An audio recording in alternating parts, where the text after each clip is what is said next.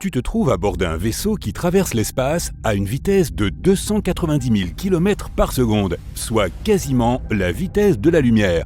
Mets-toi à l'aise car le voyage va être long. Il durera un peu plus de 90 ans. Il est préférable d'utiliser une capsule cryogénique pour ne pas s'ennuyer. En bref, tu dois voler pendant près d'un siècle à la vitesse de la lumière pour atteindre une mystérieuse exoplanète que les scientifiques ont récemment découverte. Ils ont trouvé de nombreuses planètes ces dernières années, mais celle-ci peut aider à la recherche de vie extraterrestre. La planète ressemble à une boule bleu foncé et porte un nom technique complexe composé de lettres et de chiffres.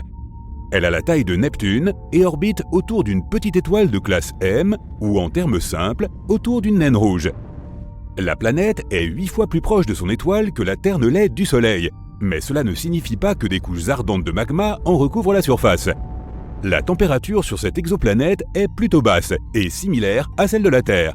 C'est parce que la naine rouge n'est pas aussi chaude que notre Soleil. Mais le plus excitant, c'est que l'atmosphère de cet objet spatial est composée de vapeur d'eau, ou d'hélium hydrogène. Les scientifiques n'en sont pas sûrs, c'est pourquoi ils l'observent activement. Mais s'il y a de l'eau dans son atmosphère, alors la vie pourrait y exister. Il est peu probable que nous y découvrions de grandes créatures, mais même des bactéries microscopiques feraient sensation. Une autre raison pour laquelle les scientifiques gardent les yeux rivés sur cette planète est son origine.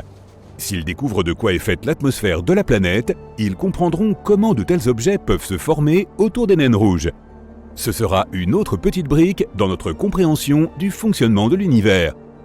Même s'ils découvrent la vie sur cette étrange planète, il sera impossible de la transporter de là-bas jusqu'à nous pour l'étudier. Heureusement, il y a un autre objet massif près de la Terre où les microbes peuvent vivre. Et il est situé à l'intérieur de notre système solaire. En 2020, les scientifiques ont détecté une étrange substance gazeuse dans l'atmosphère de Vénus. Il s'agissait de résidus chimiques de phosphine. C'est une découverte importante car la phosphine existe sur Terre près de certains microbes. On a par exemple récemment découvert de la phosphine dans le corps des pingouins. De nombreuses personnes ont commencé à émettre des théories selon lesquelles ces animaux nous seraient venus de Vénus. Mais bien sûr, c'est assez éloigné de la vérité. On peut aussi trouver cette substance dans les marécages et la boue. Ce fut donc une grande surprise lorsqu'ils ont trouvé des résidus de phosphine sur une autre planète. Étrange car la vie à la surface de Vénus ne peut très probablement pas exister. La température et la pression sur cette planète sont tout simplement trop élevées. Pourtant, haut dans le ciel de Vénus, les conditions ne sont pas si terribles. Peut-être que certains microbes y vivent, mais les scientifiques savent aussi que des volcans y entrent souvent en éruption. Une trace chimique de phosphine peut apparaître à la suite de ces éruptions. Si c'est la véritable raison de l'apparition de cette phosphine, ils ne trouveront probablement aucune trace de vie. Toutefois, ils dépensent beaucoup d'argent à l'étude de cette planète. Mais revenons à l'espace profond. Au cours des 20 dernières années, les scientifiques ont découvert une quantité d'exoplanètes, à la fois loin et pas très loin de nous. Certaines d'entre elles orbitent autour de naines ou de grosses étoiles, mais d'autres sont entièrement seules. Elles n'appartiennent à l'orbite d'aucune étoile. Elles sont abandonnées là, dans l'espace vide et froid. Un autre élément intrigant est que les scientifiques n'ont pas encore trouvé de système planétaire similaire à notre système solaire. Toutes les exoplanètes lointaines sont situées à des distances différentes de leur étoile. Leur taille et leur masse ne sont pas semblables à celles de nos planètes. Nous les appelons exoplanètes car elles se trouvent au-delà de notre système solaire. Les super-terres sont un autre type d'objets spatiaux fascinants. Si une planète pèse de 2 à 10 masses terrestres, est 2 fois plus grosse et reçoit de l'énergie d'une étoile, on la qualifie de super-terre, sans plus de similitude avec notre maison. Une super-terre peut être composée de gaz, de roches, d'eau, de glace, de feu, d'acide, de verre ou de diamants. Les scientifiques n'ont pas encore trouvé de super-terre possédant des conditions idéales pour les humains. Non pas parce que toutes les planètes sont hostiles à la vie, mais parce que notre corps a évolué et s'est adapté à la Terre spécifiquement. Nous ne savons pas grand-chose des super-terres. Elles contiennent une quantité colossale d'énergie à cause de leur énorme masse. Et cette énergie est libérée. Par conséquent, des éruptions volcaniques et des tremblements de terre se produisent fréquemment sur nombre de ces planètes. Des orages s'y produisent aussi presque tous les jours. Et d'ailleurs, une journée là-bas excède plusieurs fois la durée de notre journée de 24 heures. Imaginons que tu sois à nouveau dans le vaisseau spatial, en route vers une super-terre. La voilà, massive, orange, majestueuse. Tu enfiles une combinaison spatiale, tu montes dans une capsule et tu changes d'avis. La planète entière ressemble à une boule ardente en ébullition. S'il y a de la vie, ce doit être des créatures invulnérables. Or, tu ne l'es pas vraiment, alors tu poursuis ton chemin pour chercher une autre super-Terre. À quelques années-lumière de là, cette boule géante semble être un endroit accueillant. Mais attends, cette planète est située très loin de son étoile. La température y est si basse que même les molécules gèlent. L'Antarctique ressemble à un désert torride comparé à cette super-Terre. Tu continues ton voyage et tu trouves enfin l'endroit parfait. Celle-ci est 3 fois plus lourde et 2 fois plus grande en taille que la Terre. Elle est composée de roches, de gaz et peut-être d'eau.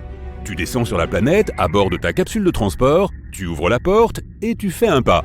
Tes jambes sont trop lourdes, tout ton corps a pris du poids. Tu as l'impression de porter un énorme sac de briques sur ton dos. Tu ne peux même pas marcher sur quelques mètres.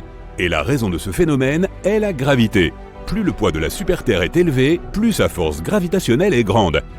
Tu es pressé contre le sol et tes muscles sont trop faibles pour cela.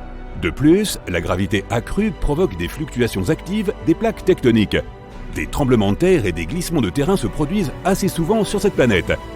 La surface rocheuse est en constante évolution. Pour vivre sur une telle planète, tu devrais développer une nouvelle technologie pour construire des maisons. Tu remontes dans la capsule et tu t'envoles, mais pas trop loin. La gravité de la planète ne permet pas à ton vaisseau de s'élever haut dans le ciel.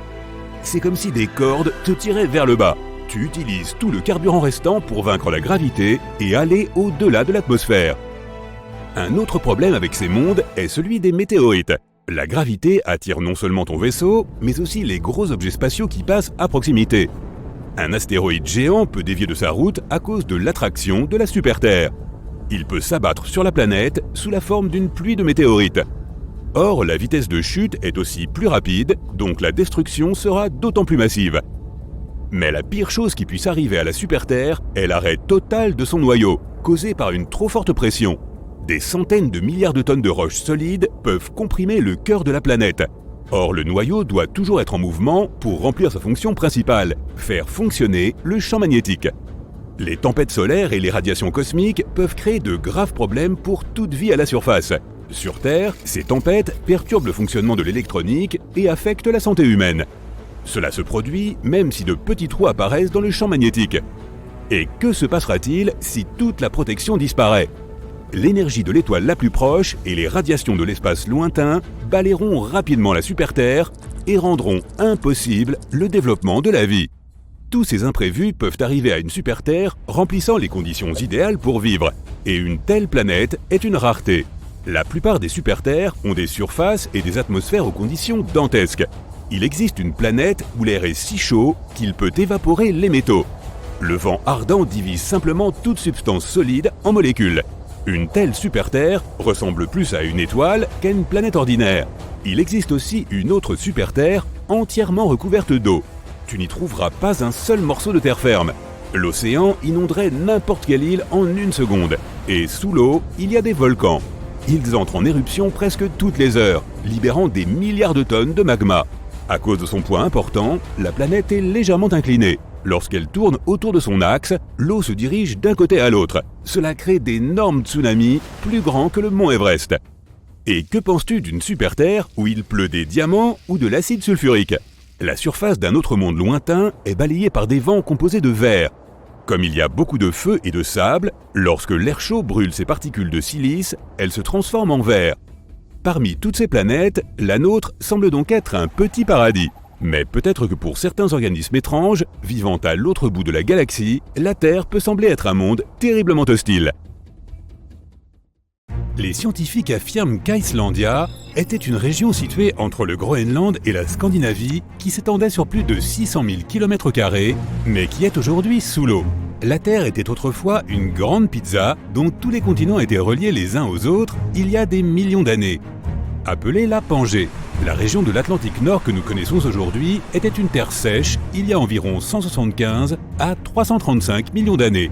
Pendant de nombreuses années, les scientifiques et les géologues ont supposé que l'océan Atlantique Nord était né lorsque la Pangée a commencé à se séparer, il y a environ 200 millions d'années. De même que les volcans dans la région où se trouve l'Islande, le pays est né il y a seulement 60 millions d'années, lorsqu'il s'est détaché et a navigué loin de toutes les autres terres. Et comme la Terre était comme une grande pizza, elle s'est divisée comme telle. De nombreuses terres se sont séparées en de nombreux morceaux, grands et petits, créant les continents que nous connaissons aujourd'hui.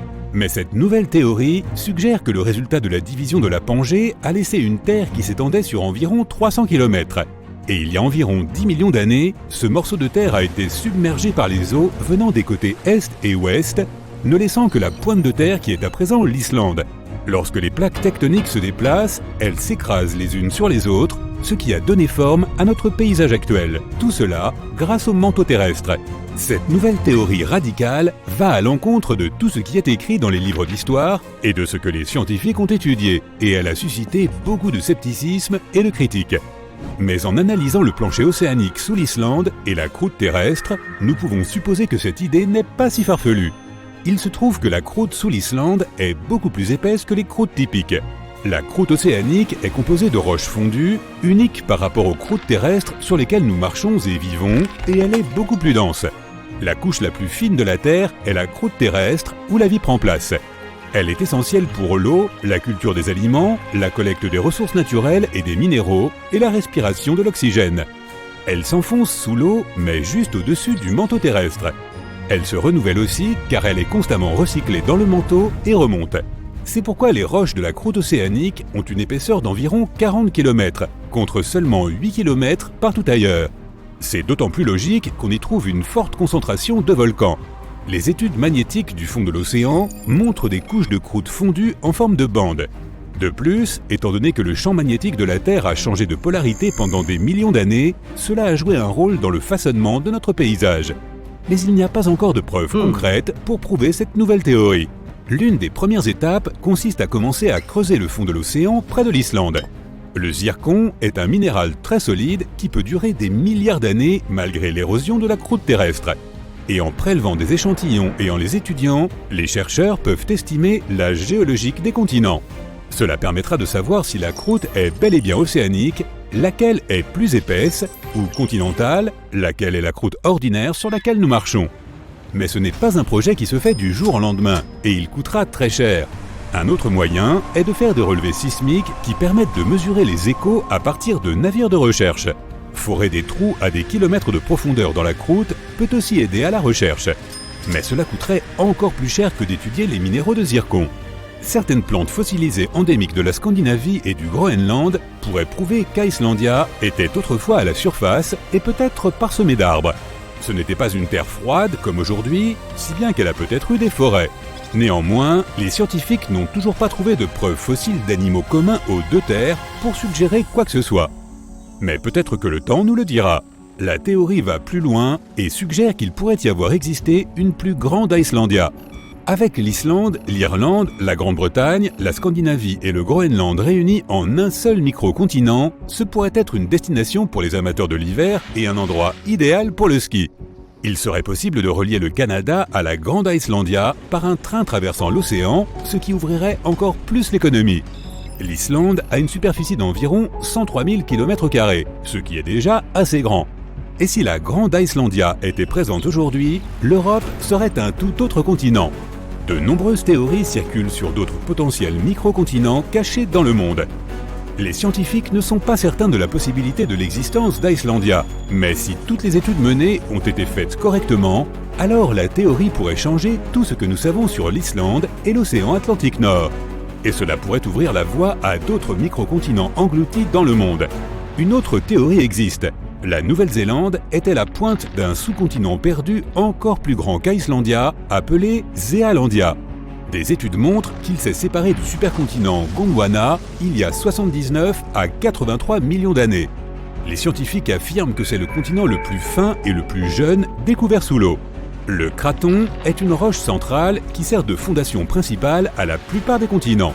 Il a au moins 1 milliard d'années, mais la croûte continentale qui constitue Zéalandia n'en est composée qu'à moitié, ce qui la rend assez jeune. Cela signifie qu'il manque une partie du craton, même s'il contient des restes de roches plus anciennes et des parties du manteau. On estime qu'ils ont jusqu'à 2,7 milliards d'années. Les scientifiques ont fait des études sur les cristaux de zircon de la Nouvelle-Zélande et ont découvert qu'ils avaient jusqu'à 1,3 milliard d'années. Le reste des continents a plus de 3 milliards d'années. Les scientifiques ont étudié la composition des roches du fond de l'océan autour de la Nouvelle-Zélande. Ils sont composés de silice et de granit que l'on trouve dans les croûtes continentales. Les fonds océaniques contiennent principalement des roches riches en magnésium et en fer. Ils sont aussi plus épais et plus hauts que les croûtes océaniques ordinaires qui l'entourent.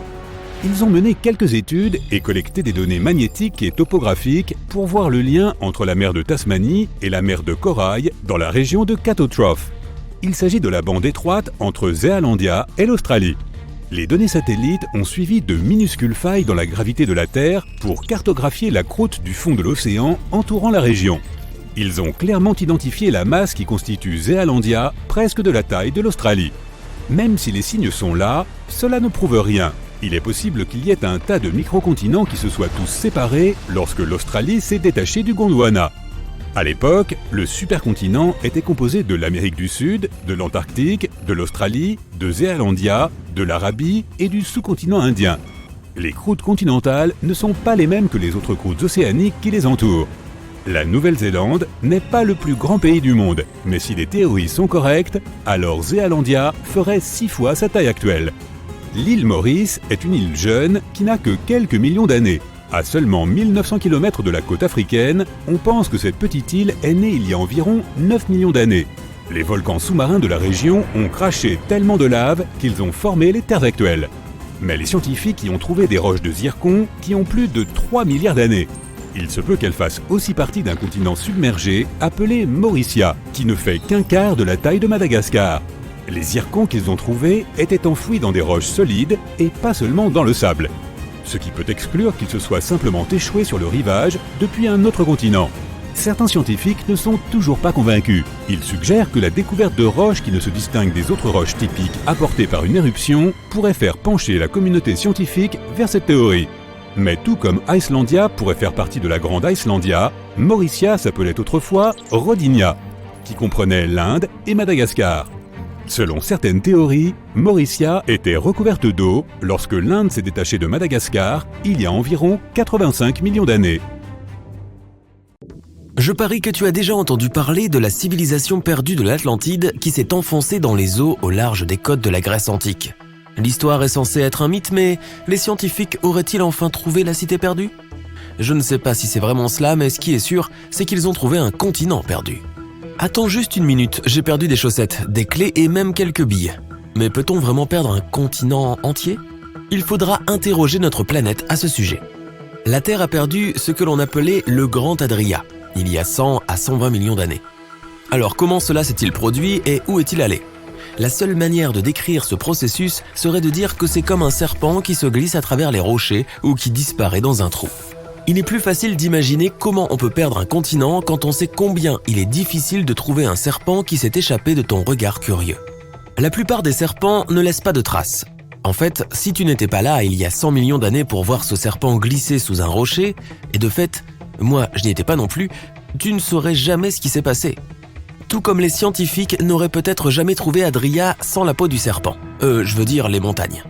Disons que ton serpent, pour s'enfuir, se glisse sous un rocher. Il n'a pas mué depuis longtemps, alors sa vieille peau se détache et reste juste là, dans ce minuscule espace entre le rocher et le sol. C'est ce qu'a fait le Grand Adria.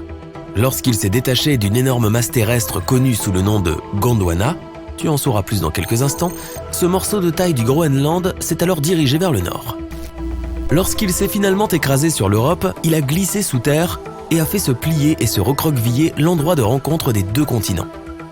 Pendant des années et des années, il a continué à se déplacer et ses plis n'ont cessé de s'agrandir. À la fin, il a laissé des traces très évidentes et connues.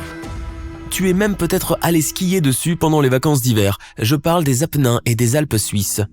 Le professeur Douwe van Insenberg, un géologue qui a dirigé l'équipe de recherche responsable de cette découverte colossale en septembre 2019, a sa propre explication. Il compare ce processus de pliage à ce qui se passe quand tu mets ton bras dans un petit espace et que la manche de ta chemise ne peut pas passer. Elle se replie et ces plis sont comme la chaîne de montagne. Tu te demandes peut-être si d'autres chaînes de montagne ont des origines similaires. C'est bien le cas. Tu as déjà pris et poussé du sable dans tes mains ? Tes mains travaillent comme des masses terrestres en mouvement et ces pics de sable que tu as créés sont une mini-version des montagnes. La peau de serpent, la manche de ta chemise ou le sable, en résumé, les montagnes sont le résultat des mouvements de ces énormes masses de terre lorsqu'elles s'écrasent et se glissent les unes sous les autres. Mais qu'en est-il du continent qui a disparu et qui les a laissés ? Qu'est-il arrivé au Grand Adria ? Tout comme un serpent s'enfonce sous terre pour l'hiver, Adria a continué à glisser sous la surface. Le docteur von Insbergen pense qu'elle est probablement bien installée en ce moment même à environ 1500 km sous l'Europe du Sud. Mais attends une minute. Le Grand Adria est-il toujours un continent s'il est enfoui sous l'eau ou sous terre ? Un serpent est-il toujours un serpent lorsqu'il est sous terre ? Bien sûr que oui. En fait, je connais même un continent qui est majoritairement sous l'eau, mais qui n'est pas du tout perdu. Tu as déjà entendu parler de Zélandia ? On l'appelle aussi le continent Nouvelle-Zélande ou Tasmantis. Il ressemble à un archipel, c'est-à-dire une chaîne d'îles. Mais si tu regardes sous l'eau, tu verras qu'il s'agit en fait d'un morceau entier de terre submergé avec des sommets de montagnes qui arrivent jusqu'à la surface. Ces sommets sont les îles. Zélandia est classé comme un micro-continent, ce qui pose alors la question suivante. C'est quoi un continent en soi ? Eh bien, le sujet fait débat. En fait, nous les terriens ne pouvons même pas nous mettre d'accord sur le nombre de continents, sans compter les perdus et les micro-continents qui existent. En général, un continent est une énorme masse de terre. Si tu viens des États-Unis, tu as appris qu'il y en a 7. L'Afrique, l'Antarctique, l'Asie, l'Australie, aussi appelée Océanie, l'Europe, l'Amérique du Nord et l'Amérique du Sud. En revanche, les écoliers européens combinent l'Europe et l'Asie en Eurasie, de sorte qu'ils n'apprennent que les 6 continents. Les Sud-Américains en reconnaissent également 6, mais ils gardent l'Europe et l'Asie séparées et combinent plutôt l'Amérique du Nord et du Sud. Ce qui est encore plus étrange, c'est que tout le monde semble s'accorder à dire que l'Australie est un continent, alors que le Groenland ne l'est pas et doit se contenter du titre de plus grande île du monde. Pauvre Groenland, tout cela a un rapport avec les plaques tectoniques qui se trouvent sous les continents, mais il vaut mieux laisser cette discussion pour une autre vidéo. Alors, d'où viennent tous ces continents ? Eh bien, si tu as déjà regardé un globe ou une carte, tu as probablement remarqué que les 2 grandes masses terrestres qui entourent l'océan Atlantique, l'Amérique du Nord et du Sud d'un côté et l'Europe et l'Afrique de l'autre, ressemblent à des pièces de puzzle qui pourraient être mises ensemble pour former une gigantesque masse de terre. Tu sais peut-être aussi qu'il existe un nom pour cette masse, Pangée. Les scientifiques pensent que la Pangée, un supercontinent s'il a vraiment existé, s'est séparé il y a 175 millions d'années. Mais pas comme ces 2 grandes pièces de puzzle que nous avons de nos jours. Au lieu de cela, la séparation s'est probablement faite horizontalement, laissant au sommet une Amérique du Nord, une Europe et une Asie connectées. Une masse appelée l'Eurasia. Tandis que l'Amérique du Sud est d'abord restée avec l'Afrique, l'Antarctique et l'Australie dans une autre masse appelée Gondwana. Oui, ce même continent d'où se détachera le Grand Adria plus tard. Donc, si tu prenais toutes les masses terrestres, les continents, les microcontinents, les îles et les archipels de la Terre et que tu les mettais ensemble, tu obtiendrais la fameuse Terre originale en forme de goutte connue sous le nom de Pangée ? Non, non seulement il te manquerait les parties de continents qui se trouvent sous l'eau, comme les masses qui relient les archipels, mais aussi toutes celles qui ont été perdues au fil du temps. Oh oui, il y en a d'autres en plus d'Adria, les scientifiques les recherchent et ils en ont déjà trouvé. L'un des continents perdus est le Rio Grande Rise. C'est une étendue de monts sous-marins qui a été surnommée l'Atlantide du Brésil. La Grande Adria se trouve quelque part entre l'Afrique du Nord et l'Eurasie du Sud. C'est quelque part dans la mer Méditerranée. Or, la Méditerranée, c'est là où se trouvent la Grèce et Athènes. Donc, le Grand Adria, ce doit être l'Atlantide, n'est-ce pas ? J'en doute. Les historiens pensent que Platon a inventé l'histoire de l'Atlantide. Mais cela aurait-il vraiment pu se produire ? Cela dépend si tu crois aussi que les divinités grecques ont vraiment puni les humains pour avoir commencé une bagarre avec Athènes. Ouais. Donc, une théorie plus scientifique avance que l'Atlantide a tout simplement été inondée. Ou peut-être est-ce l'une des îles qui est restée lorsque le Grand Adria a plongé sous l'Europe. Aussi décevant que cela puisse paraître, la seule chose dont nous pouvons vraiment être sûrs, c'est que l'Adria lui-même n'est pas l'Atlantide. Les forces tectoniques qui ont poussé le continent sous l'Europe l'ont fait il y a plus de 100 millions d'années. C'est environ 80 millions d'années avant que les humains n'apparaissent sur notre planète pour déclencher un conflit avec Athènes ou qui que ce soit d'autre. Si tu regardes tous les continents du monde comme des pièces de puzzle qui formeraient la Pangée, tu pourrais dire que le docteur von Insbergen et son équipe ont passé les 10 dernières années à essayer de reconstituer ce puzzle. Et comme les vrais puzzles, ils sont difficiles à faire quand il te manque un tas de pièces. Je parle de toi, Adria. mais il dispose d'un équipement géologique sophistiqué qui permet de suivre l'enregistrement magnétique laissé dans les minéraux des roches. Tu vois, chaque roche, pierre et montagne porte une sorte d'empreinte du temps et du lieu où elle a été créée. Tout est lié au pôle magnétique de la Terre. Il change de temps en temps dans un processus appelé inversion du champ magnétique. En résumé, le magnétisme spécifique de certains sédiments et minéraux fonctionne comme une carte et un calendrier. Et c'est ainsi qu'ils savent d'où vient Adria, où il a fini et qui il a rencontré sur son chemin. En étudiant le magnétisme de ces échantillons, l'équipe a également découvert un autre détail intéressant. Le grand Adria ne s'est pas seulement écrasé contre l'Europe, mais il a aussi tourné sur lui-même. Et donc, cette masse de terre qui tourne et qui danse pendant son voyage vers le nord se serait finalement cassé les dents sur un barrage nommé Europe. Ça ferait un super conte de fées pour les enfants. Ma seule question est la suivante. Si le grand Adria a plongé sous l'Europe, pourrait-il ressortir ? C'est possible. Les continents ne cessent jamais de se déplacer, et ils continuent encore de nos jours. Mais ils ont tendance à se déplacer à la vitesse d'un escargot. Alors reviens donc dans 100 millions d'années et nous verrons combien de continents les élèves de CE1 apprendront à l'avenir. Bon, moi je ne serai plus là, ils trouveront bien quelqu'un d'autre. Ah, la gravité, espèce d'animal sans cœur. Oui, c'est toujours ce que je me dis quand je me prends les pieds dans une pierre ou une marche et que je tombe face contre terre. Je te jure, je ne suis pas maladroit. Non, de toute façon, la gravité touche tout le monde, n'est-ce pas ? Enfin une certitude dans ce monde en perpétuel changement. Tout le monde est concerné. Contrairement à l'amour, par exemple. Oh, je suis d'humeur romantique, désolé. Mais si je te disais que ce n'est pas aussi simple et clair que tu le penses. Il y a des endroits sur notre planète où la gravité se comporte comme si elle était devenue folle. Et c'est pour ça que tu as cliqué ici. Alors, allons jeter un coup d'œil. Colline magnétique à Leh, Inde. Il y a un bout de route en Inde qui attire les touristes du monde entier. Elle n'est pas différente du paysage alentour et tu pourrais facilement passer à côté sans la voir, si ce n'est pour une chose très inhabituelle et un peu effrayante. Si tu arrêtes ta voiture sur la colline magnétique en montant la pente, et que tu la mets au point mort, elle commencera à avancer jusqu'à atteindre une vitesse de 20 km/h. On dit qu'il existe une sorte de force magnétique qui tire les voitures vers le haut de la colline, d'où son nom. De plus, on dit aussi que même les avions prennent de l'altitude au-dessus de cet endroit.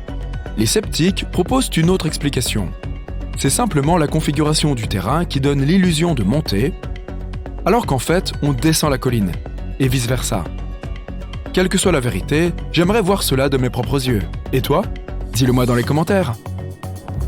La forêt tordue, Pologne. Près du village de Nowe Czarnowo, il y a une forêt au fond de laquelle on peut trouver des pins aux allures étranges. Plantés dans les années 1930, ce sont 400 arbres qui se courbent brusquement vers le nord, pratiquement dès les racines, puis poussent vers le haut en demi-cercle. Bien que les scientifiques proposent différentes théories sur la croissance étrange de ces arbres, personne ne peut dire avec certitude ce qui leur a donné cette apparence. Certains disent que ce sont des gens qui l'ont fait, tandis que d'autres croient qu'il s'agit d'une anomalie gravitationnelle qui a en quelque sorte poussé les arbres vers le bas. Cependant, le problème avec cette version est qu'elle aurait dû être présente pendant des années, et que cela n'aurait affecté que les arbres. Reconnaissons-le, aucune explication indiscutable n'explique ce phénomène, aussi dingue cela soit-il. Une chute d'eau, île Féroé. As-tu déjà vu une chute d'eau qui tombe vers le haut ? Tu peux en voir une sur les îles Féroé, à mi-chemin entre l'Islande et l'Écosse. Mais si tu t'attendais à ce que je te raconte une histoire incroyable à propos d'une force mystérieuse poussant l'eau vers le haut des rochers, alors désolé, pas du tout. Cela dit, la vérité est tout aussi stupéfiante. Les vents de cet endroit sont si puissants qu'ils soulèvent l'eau et la rejettent vers le haut. Je suppose que c'est ce genre de vent qui a permis à Mary Poppins de voler avec son parapluie. Ça paraît raisonnable. En fait, cette cascade n'est pas unique. Il existe plusieurs autres endroits sur Terre où les vents créent une illusion qui défie la gravité. Par exemple, la rivière Kinder, en Angleterre, possède une chute d'eau qui lutte constamment contre le vent. Le vent est si fort que la moitié de l'eau de la cascade semble s'envoler sans jamais toucher le bas de la chute. Le barrage Hoover dans le Nevada, États-Unis. Si tu arrives un jour à monter au sommet du barrage, qui fait environ 221 mètres de haut, tu peux essayer un petit truc. Prends une bouteille d'eau et verse-la sur le bord. Tu verras l'eau s'écouler vers le haut au lieu de se déverser vers le bas. Une fois de plus, il ne s'agit pas d'un phénomène magique ou artificiel. Le vent est tout simplement trop fort pour que l'eau tombe, comme dans le cas de la cascade des îles Féroé. Ici, cependant, c'est encore plus impressionnant puisque tu peux le faire toi-même. Dokkaebi Road, Corée du Sud. Une autre anomalie gravitationnelle située sur une route. Les habitants ont découvert un jour que si l'on pose une canette ou une bouteille vide sur le sol, elle commence immédiatement à rouler vers le haut de la montagne.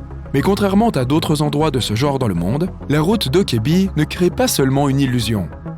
Lorsque tu descends la pente, tu n'as pas l'impression de monter, tout est plutôt normal. Mais dès que tu poses un objet qui peut rouler, il le fait dans la direction opposée à celle qu'il devrait. Les autorités locales n'ont pas tardé à profiter du phénomène et ont installé un panneau indiquant aux touristes curieux la route mystérieuse. Rocher d'Or, Birmanie. Si tu te trouves en Birmanie, aujourd'hui appelée aussi Myanmar, n'oublie pas de visiter ce site célèbre. Un rocher recouvert de feuilles d'or se trouve au bord d'une falaise et une petite pagode est construite au sommet. Ce qui est impressionnant avec ce rocher, c'est qu'il ne touche que légèrement la falaise pour s'appuyer. En fait, on dirait que le rocher va tomber d'une minute à l'autre, mais non, il se tient comme ça depuis des siècles. De plus, la pagode construite sur le rocher n'est pas vraiment une construction récente. C'est donc un spectacle assez étonnant. Le rocher semble dire « Gravité ? Pff, je me fiche de ce genre de choses ». La légende veut que ce qui maintient le rocher en place soit une simple mèche de cheveux de Bouddha. Moi, je ne sais pas, mais tu peux aller voir le rocher par toi-même et constater qu'il n'est attaché à la falaise par rien du tout. Et pourtant, il n'a pas bougé depuis 2500 ans. Il se passe forcément un truc louche ici, hein ? Pierre de Davasco, Argentine. S'il existe une autre chose qui dit tout haut « Gravité, je te défie », c'est bien la pierre de Davasco. Cet énorme rocher de 300 tonnes se tient de manière précaire au bord d'une falaise et se balance un peu d'un côté à l'autre au gré du vent. Les gens l'ont même testé en plaçant des bouteilles en verre sous l'un de ses bords. Elles ont explosé avec un nouveau mouvement du rocher. Malheureusement, aujourd'hui, tu ne peux plus voir cette merveille de la nature telle qu'elle était il y a un siècle. En 1912, le rocher est brusquement tombé de son perchoir, qu'il occupait littéralement depuis des centaines d'années. Les habitants de la ville voisine de Tandil étaient si tristes de cet événement que 95 ans plus tard, en 2007, ils ont décidé de restaurer la pierre. En fait, ils ne l'ont pas vraiment reconstituée morceau par morceau. Ils ont fabriqué une réplique en plastique de la pierre et l'ont placée au même endroit et dans la même position. Ainsi, aujourd'hui encore, en passant par Tandil, tu peux voir le célèbre rocher d'équilibre. Plutôt un symbole maintenant, bien sûr, car il ne se balance plus et ne pèse plus que 9 tonnes. Mais il est tout de même immédiatement reconnaissable. Devil's Tower dans le Wyoming, États-Unis. Tu te souviens de cet endroit dans le film Rencontre du troisième type ? Sinon, tu devrais aller le voir, mais pas tout de suite. Cet endroit ne te donne pas l'impression d'être témoin d'une quelconque magie, et ne déjoue pas vraiment la gravité sous tes yeux. Cela semble presque ennuyeux comparé au reste des sites de ma liste, non ? Mais la vraie caractéristique époustouflante de la Devil's Tower est que les scientifiques ne peuvent tout simplement pas expliquer comment elle a vu le jour. Il s'agit d'une formation rocheuse de 265 mètres dont les parois sont si raides qu'elles sont pratiquement verticales. Mais ce n'est pas le plus important. Ce morceau de pierre s'est élevé au milieu des plaines ondulées du Wyoming, sans rien de semblable à des kilomètres à la ronde. Alors, comment se fait-il qu'un paysage si plat ait pu subitement donner naissance à quelque chose d'aussi grand ? Les théories abondent, mais personne n'a encore la réponse. Ma théorie ? Peut-être que c'est ici que la Terre a un nombril géant. Si tu as une meilleure idée, ma foi, je t'écoute. Oregon Vortex, États-Unis. La maison du mystère de Gold Hill dans l'Oregon étonne ses visiteurs par ses effets qui défient la gravité. On ne peut pas se tenir droit. Il faut toujours se pencher sur le côté et se tenir à quelque chose pour garder l'équilibre. Les ballons roulent vers le haut et il y a aussi un balai qui reste parfaitement immobile où que tu le poses, contrairement à pratiquement tout le reste de la cabane. Avant même la construction de la maison, les tribus amérindiennes locales appelaient cet endroit le terrain interdit et évitaient de s'en approcher. Mais les propriétaires de la baraque ont décidé d'en faire une attraction et ils ont réussi. Ils ont créé une atmosphère de mystère autour de l'endroit et ont répandu la nouvelle dans les journaux et plus tard sur Internet. Et voilà, une anomalie parfaite est née. En fait, ce n'est rien de plus qu'une curiosité. Une illusion d'optique créée par l'homme qui trompe tes yeux et tes autres sens. Baie d'Hudson, Canada. D'accord, nous avons parlé de choses assez ambiguës, mais maintenant, il est temps de passer aux choses sérieuses. L'anomalie de la baie d'Hudson. C'est probablement le seul endroit au monde où la gravité est effectivement plus faible que partout ailleurs sur la planète. Même les plus sceptiques ne peuvent pas se moquer de ce phénomène, car la différence a été mesurée avec un équipement scientifique de précision. Alors, cela signifie-t-il que la gravité ici est aussi faible que, disons, sur la Lune ? Malheureusement, ou heureusement, je ne suis pas encore sûr, la différence est minuscule. La valeur exacte est de 0,005%, soit 1/200 %.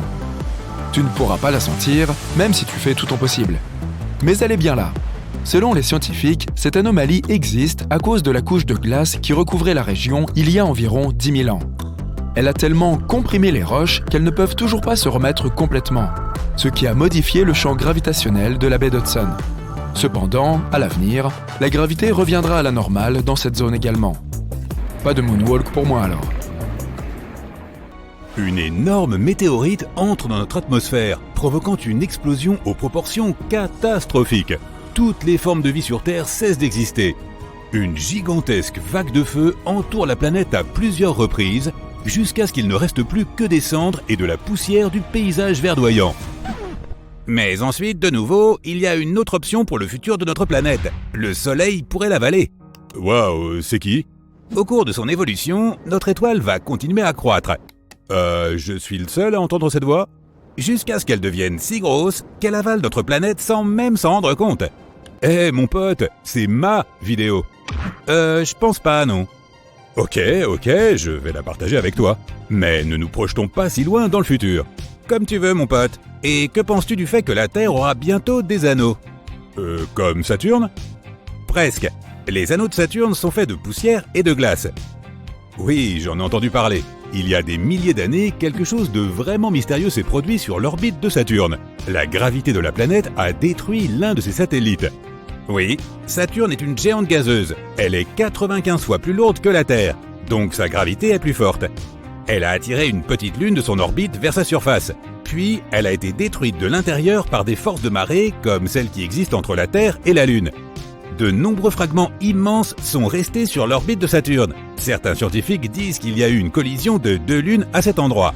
Elles se sont écrasées l'une contre l'autre comme des boules de billard. Résultat, les deux corps cosmiques se sont transformés en un tas de débris et de blocs de glace. Peu importe comment ils sont arrivés là, ces débris ont commencé à tourner autour de Saturne. Ils sont entrés en collision les uns avec les autres, se transformant en roches plus petites. Cela ressemblait à une sorte de mixeur cosmique. Les roches se sont progressivement transformées en poussière et d'énormes blocs de glace se sont transformés en petits cristaux. En moyenne, ces objets sont proportionnellement équivalents à la taille d'un ongle humain par rapport à celle d'un bus scolaire. Et bientôt, des anneaux similaires vont apparaître autour de la Terre. Mais comment ? Je veux dire, nous avons la Lune, et il est difficile d'imaginer qu'elle puisse exploser un jour. De plus, nous n'avons pas d'autre Lune pour recréer la même collision dans notre orbite. Des débris spatiaux, nous en avons beaucoup. Nous avons commencé à lancer des vaisseaux spatiaux dans l'orbite terrestre vers 1957, et ça suit presque toujours le même scénario. Oui, une fusée est constituée de plusieurs parties, un propulseur ou même plusieurs. Le deuxième étage de la fusée et une cargaison qui est contenue dans une capsule à la fin de la fusée. Le propulseur pousse la fusée presque jusqu'à l'orbite, puis la désamorce. Le deuxième étage allume les moteurs et monte encore plus haut pour mettre la cargaison en orbite. Ensuite, le deuxième étage se détache également et la capsule de chargement libère le satellite ou la sonde spatiale dans l'espace. Oui, le premier et le deuxième étage de la fusée et la capsule cargo sont jetables. Cela signifie qu'ils restent dans l'orbite de la Terre. Au fil du temps, notre planète les attire. Ils entrent dans l'atmosphère et se consument à cause de la friction avec l'air. Mais de nombreux objets restent en orbite autour de notre planète pendant des décennies. En 2021, il y a environ 170 millions de débris spatiaux dans notre orbite. Il s'agit de parties de vaisseaux spatiaux comme les boulons utilisés pour déconnecter les étages de fusée. Il y a aussi d'anciens satellites artificiels, des satellites en fonctionnement, des engins spatiaux en état de marche et des débris liés à des collisions qui se sont déjà produites. Ah, j'en ai entendu parler. En 2009, 2 satellites sont entrés en collision l'un avec l'autre. Il y a eu d'autres collisions accidentelles auparavant, mais elles étaient beaucoup plus petites et entre des objets de taille différente. Oui, et ces fragments métalliques tranchants volent en orbite à une vitesse d'environ 10 km par seconde. Ils pourraient donc faire un voyage de New York à Londres en moins de 10 minutes. C'est à peu près la même vitesse que celle à laquelle volent nos fusées, et c'est environ 45 fois plus rapide que les avions commerciaux. Donc ces fragments ont beaucoup d'énergie. Lorsqu'ils entrent en collision les uns avec les autres, ils se brisent et deviennent plus petits. Tout comme les débris de Lune autour de Saturne. Exactement. Mais un tas de débris métalliques qui orbitent plus vite que la vitesse du son peuvent endommager notre vaisseau spatial, n'est-ce pas? Oui, la Station spatiale internationale a déjà allumé ses moteurs pour manœuvrer une fois afin d'éviter une collision avec un nuage de débris spatiaux. Les pièces métalliques tranchantes peuvent endommager la coque de la station, voire la perforer. L'ISS, qui vaut environ 150 milliards de dollars, serait alors détruite. Donc, si nous continuons à jeter des débris en orbite, nous pourrions vraiment doter notre planète d'anneaux. Et ils seront visibles même pendant la journée. Ils reflèteront la lumière du soleil tout comme la Lune. Et si tu regardes par la fenêtre, tu verras de belles rayures interrompues par l'ombre que projette la Terre. C'est une vue incroyable. Veux-tu en voir une encore plus insolite? Imagine que notre soleil augmente de 10 fois sa taille. D'abord, ce processus se produit en ce moment même. Notre étoile est une chaudière géante qui brûle de l'hydrogène. Elle se réchauffe continuellement et tous les milliards d'années, le Soleil devient 10% plus brillant et crée plus de chaleur. Il va chauffer davantage la Terre et finalement les océans et les mers de notre planète vont commencer à s'évaporer. D'épais nuages couvriront complètement le ciel, transformant la Terre en une serre géante. Notre maison ressemblera à Vénus. On dirait que l'humanité ne pourra plus vivre sur Terre. Que ferons-nous alors? Nous chargerons tous les humains et les animaux dans des vaisseaux spatiaux et nous irons sur Mars. À ce moment-là, le Soleil aura bien réchauffé la planète. L'eau et le dioxyde de carbone présents dans les profondeurs de la planète commenceront à s'évaporer et à créer une atmosphère. Cela provoquera un effet de serre et réchauffera suffisamment la planète pour que tu puisses porter des shorts toute l'année. Et puis nous regarderons la Terre devenir un rocher sans vie avec des nuages acides comme Vénus depuis la surface de Mars. Oui, mais dans environ 7 milliards d'années, le Soleil commencera à se dilater encore plus et deviendra une géante rouge. Dans cette phase, il deviendra 256 fois plus grand que maintenant. Il engloutira donc complètement Mercure et Vénus. Et le bord de l'étoile se trouvera juste dans l'orbite de la Terre. Donc notre planète va juste se noyer dans le plasma chaud à la surface du Soleil? Peut-être, mais quand une étoile brûle autant de combustible, elle perd du poids. Et donc le champ gravitationnel du Soleil s'affaiblira aussi. Donc il ne gardera plus les planètes du système solaire aussi près de lui. Peut-être que l'orbite de notre planète deviendra plus grande. Et alors, la Terre deviendra la première planète proche du Soleil. Certains scientifiques pensent qu'à ce moment-là, Titan, la lune de Saturne, pourrait acquérir les conditions nécessaires pour abriter les hommes et la vie. Ensuite, le Soleil commencera à se débarrasser de ses couches supérieures, il perdra sa masse et sa gravité de façon spectaculaire. Cela plongera le système solaire dans le chaos. Certaines planètes vont entrer en collision les unes avec les autres. D'autres pourraient simplement s'envoler dans l'espace lointain et sombre. Ce serait un jeu de billard cosmique. Exactement. Et le stade final de la vie du Soleil sera une naine blanche. Alors notre étoile deviendra de la taille de la Terre. Les planètes qui ont survécu ne recevront plus assez de chaleur de la naine blanche. Et sa lumière s'estompera progressivement sur des milliards et des trillions d'années. Un autre défi qui attend la Terre dans un futur lointain est à une échelle galactique. La collision de la Voie lactée et d'Andromède. Bingo! En ce moment, la galaxie d'Andromède se déplace vers nous à 100 km par seconde. Tu pourrais faire le tour du monde à cette vitesse en seulement 6 minutes. Tu peux déjà voir les étoiles et les gaz de la galaxie d'Andromède dans le ciel nocturne à l'œil nu, à 2,5 millions d'années-lumière de la Terre. Et dans 4 milliards d'années, les galaxies commenceront le processus de fusion. Personne ne peut être sûr à 100% de ce qui arrivera à la Terre. Cela pourrait être le chaos total, avec les étoiles et les nébuleuses des deux galaxies qui entreront en collision. Ensuite, des explosions de supernovas se produiront partout, comme des feux d'artifice. Mais cela dit, il est extrêmement improbable que cela se produise.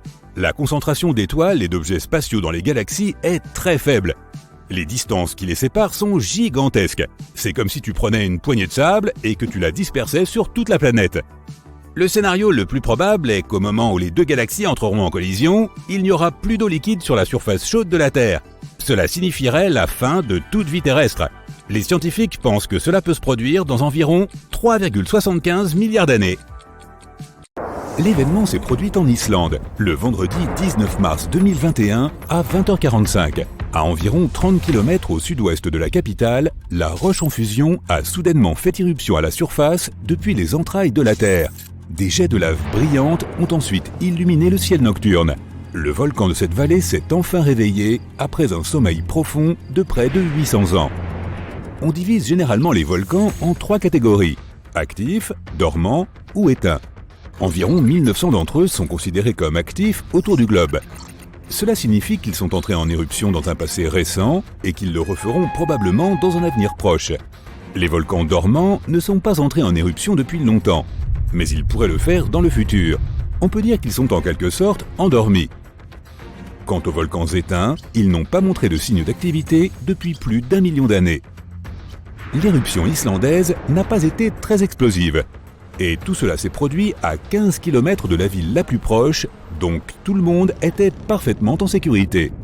Beaucoup de curieux sont même venus voir le phénomène de près, tandis que d'autres visiteurs courageux ont essayé de faire frire des œufs et du bacon sur la lave. Celle-ci peut atteindre plus de 1250 degrés Celsius. Elle brûle tout sur son passage. Pourtant, elle produit aussi certaines des terres les plus fertiles pour l'agriculture. Cette éruption a produit une quantité relativement faible de lave au début, mais elle s'est répandue dans la vallée dans plusieurs directions, formant une sorte de bouclier qui ne cesse de s'étendre. On ne peut jamais vraiment prédire la vitesse d'une coulée de lave avant de la voir. Tout dépend de l'épaisseur de la lave et de la pente de la montagne. La lave peut s'écouler lentement, à environ 6 mètres par minute, une fraction de la vitesse moyenne de marche d'une personne. Ou bien elle peut dévaler à une vitesse de 48 km/h, ce à quoi même l'homme le plus rapide du monde ne peut échapper. Mais la lave n'est même pas l'émanation la plus dangereuse des volcans. Ce sont les gaz toxiques qui s'échappent de l'éruption. Ceux-ci se propagent plus vite et plus loin que la coulée de lave. Heureusement, dans le cas de l'Islande, le vent a poussé ces gaz loin des zones résidentielles. Les scientifiques n'ont pas été surpris par l'éruption de ce volcan. Ils savaient qu'elle allait avoir lieu. Des tremblements de terre de plus en plus forts secouaient cette région depuis 15 mois. On y a recensé 50 000 séismes rien que dans les 3 semaines qui ont précédé l'éruption. Ça fait plus de 100 par heure. Le volcan est actif depuis mars et les géologues disent qu'il pourrait y avoir des semaines, des mois, des années, voire des décennies d'éruptions constantes dans la région. Le mont Shasta fait partie des 5 volcans les plus dangereux des États-Unis. C'est pourquoi les géologues le surveillent de près. Sa dernière éruption remonte à l'an 1250, soit il y a bien longtemps, mais ce volcan entre en éruption tous les 600 à 800 ans. Ce qui veut dire que, tic-tac, on attend la prochaine d'un jour à l'autre. À environ 1 heure de Portland, dans l'Oregon, se trouve un volcan actif dont la dernière éruption remonte au 19e siècle. La prochaine fois qu'il entrera en éruption, les scientifiques pensent qu'il produira de plus grandes quantités de cendres et de poussière. Cela pourrait provoquer des pannes d'électricité et rendre l'eau impropre à la consommation dans la région. Mais les experts font très attention au mont Hood. Ils seront en mesure de lancer de nombreux avertissements pour que les gens puissent réagir à temps. Le Kilauea est l'un des volcans les plus actifs au monde. Il est en éruption presque constamment depuis 1983, ce qui en fait aussi l'une des plus longues éruptions connues sur Terre. C'est pourtant le volcan terrestre le plus jeune d'Hawaï. Les volcans peuvent mettre des milliers d'années à se former, mais d'autres peuvent surgir pratiquement du jour au lendemain. Un volcan au Mexique est entré en éruption au beau milieu d'un champ en 1943 et a commencé à grandir à partir de là. En l'espace d'1 an, il mesurait près de 457 mètres de haut. Lorsque les éruptions ont finalement cessé 9 ans plus tard, le mont avait atteint une hauteur de plus de 2804 mètres. Le mont Fuji est un symbole du Japon. La dernière fois qu'il est entré en éruption, c'était en 1707. Et il a envoyé une pluie de roches brûlantes jusqu'à 100 km de distance. Si une éruption similaire se produisait aujourd'hui, Tokyo se trouverait dans ce périmètre. Le mont Fuji se trouve juste sur le cercle de feu, cette région en forme de fer à cheval dans l'océan Pacifique, pleine de volcans actifs et de tremblements de terre. D'un bout à l'autre, il fait presque 40 000 km de long. Il pourrait s'enrouler tout autour de l'équateur. En janvier 2020, le volcan Taal, aux Philippines, a commencé à cracher de la lave, envoyant d'énormes panaches de cendres à 800 mètres dans le ciel. L'éruption a même déclenché un phénomène rare, un orage volcanique. C'est lorsque le nuage de fumée au-dessus d'un volcan produit ses propres éclairs. Les risques de tsunami volcanique étaient également élevés. Ceux-ci sont généralement causés par des mouvements tectoniques qui se produisent à cause de l'activité volcanique. Le Taal est entré en éruption plus de 30 fois au cours des 450 dernières années. Ce volcan en Équateur est entré en éruption pour la dernière fois en 2016. Les scientifiques pensent qu'il pourrait montrer des signes avant-coureurs de magma en mouvement. Il s'agit d'un stratovolcan actif, un type spécifique en forme de cône avec des côtés abrupts. Il se forme à partir d'une lave collante qui ne s'écoule pas si facilement. Cette lave fait le tour de l'évent, se refroidit et s'empile sur elle-même pour former ses parois abruptes. Ces volcans sont plus susceptibles de produire des éruptions explosives comme celles que l'on voit dans les films.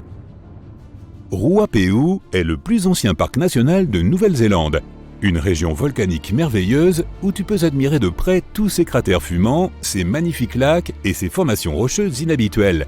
Il est entré en éruption pour la dernière fois en 2007 et a connu 10 éruptions depuis le milieu du 19e siècle. Mais les éruptions, les coulées de lave et les gaz toxiques ne sont pas les seuls dangers provenant des volcans. Il y a aussi ce qu'on appelle le lahar, une sorte de coulée de boue volcanique composée de débris. Entre deux éruptions, la neige fond et un lac se forme dans la caldeira. Si la dernière éruption a apporté de la boue, des cendres et des roches dans le lac, celui-ci devient dangereusement plein. Dans ce cas, seul un barrage temporaire peut le retenir. L'Indonésie abrite le plus grand nombre de volcans actifs au monde, dont un appelé Anak Krakatoa. Cela signifie « enfant du Krakatoa » et son célèbre père n'est pas loin. Un énorme tsunami en 2018 a partiellement réveillé Junior, une idée effrayante puisque papa a été responsable de l'une des plus puissantes éruptions jamais vues sur cette planète en 1883. Le boom du Krakatoa a été le son le plus fort jamais entendu. Des témoins situés à plus de 3000 km de distance ont pu entendre l'explosion. L'onde sonore a fait 7 fois le tour du globe et les scientifiques disent qu'il est difficile de prédire les schémas éruptifs de ce volcan. Le mont Yazur, au Vanuatu, est l'un des rares volcans au monde où tu puisses voir un lac de lave. Les touristes s'y rendent même pour jeter un coup d'œil par-dessus bord et voir le lac brûlant et bouillonnant en dessous. Enfin, sauf quand l'activité volcanique passe au niveau 3 et 4 sur 5. Cela signifie qu'il y a des tremblements de terre plus intenses, des secousses volcaniques ou des éjections de vapeur, de gaz ou de cendres. Dans ce cas, l'endroit est évidemment interdit d'accès. Ce volcan de la République démocratique du Congo possède le lac volcanique le plus actif et le plus grand du monde. Et toute cette lave est exceptionnellement fluide, ce qui signifie qu'elle se déplace plus vite et plus loin que celle qui s'échappe de la plupart des volcans. Il ne fait certainement pas partie des plus grands, mais l'Erta Ale en Éthiopie est unique car il possède un lac de lave quasi permanent, ce qui est plutôt rare. Les habitants l'appellent la montagne fumante, car son lac de lave provoque souvent des éruptions. Ce volcan se trouve près de la dépression de Danakil, l'un des endroits les plus chauds de notre planète. Le Merapi entre régulièrement en éruption depuis le milieu du XVIe siècle. Ce volcan aide les scientifiques à faire des recherches cruciales sur le fonctionnement des éruptions et sur la façon dont ils peuvent avertir les habitants à temps. Après avoir été en sommeil pendant un certain temps, ce volcan du centre du Mexique a repris vie en 1994. Depuis, il produit d'énormes coulées de boue et de fortes explosions à des intervalles imprévisibles. Dans l'Antiquité, d'énormes éruptions provenant de ce géant ont enseveli des villes et des pyramides entières. Imagine que tu séjournes dans un hôtel et que tu te réveilles avec une vue magnifique sur un énorme volcan couvert de rivières de lave rougeoyante et de nuages de cendres. Lorsqu'il dégage de la chaleur, les visiteurs de cette région du Guatemala en profitent pour y faire griller des marshmallows. L'un des volcans les plus actifs de la Terre se trouve sur une petite île au nord de la Sicile. Le Stromboli connaît des explosions régulières ainsi que de la lave incandescente provenant des vents à l'intérieur de son cratère. Non loin de là se trouve l'Etna, le volcan le plus actif d'Europe et l'un des plus grands volcans continentaux du monde. Au fait, la Terre n'est certainement pas la seule planète avec des volcans. Le plus grand de notre système solaire se trouve sur Mars. Il couvrirait tout l'État de l'Arizona et il est presque 3 fois plus haut que le mont Everest. Alors, ne regarde pas en bas. Alerte! Alerte! Habitants de tous les pays et de toutes les villes du monde, un astéroïde massif s'approche de la Terre. Sa vitesse est maintenant plusieurs fois supérieure à celle du son. Et chaque jour, il accélère un peu plus. Une fois qu'il sera entré dans notre système solaire, il passera devant Uranus, Saturne, Jupiter et Mars. Les champs gravitationnels de ces planètes vont également accélérer l'astéroïde. Et notre planète sera sa destination finale. La collision est inévitable. Selon les scientifiques, une météorite de la taille du Mont Everest peut détruire la planète entière. La catastrophe aura lieu dans 350 jours. C'est la panique dans les rues. Les gens construisent des bunkers et font des réserves. Des scientifiques et des astronomes du monde entier sont réunis pour trouver une solution. La seule façon d'éviter la collision est de détruire l'objet spatial. Une puissante fusée peut diviser l'astéroïde en centaines de milliers de morceaux.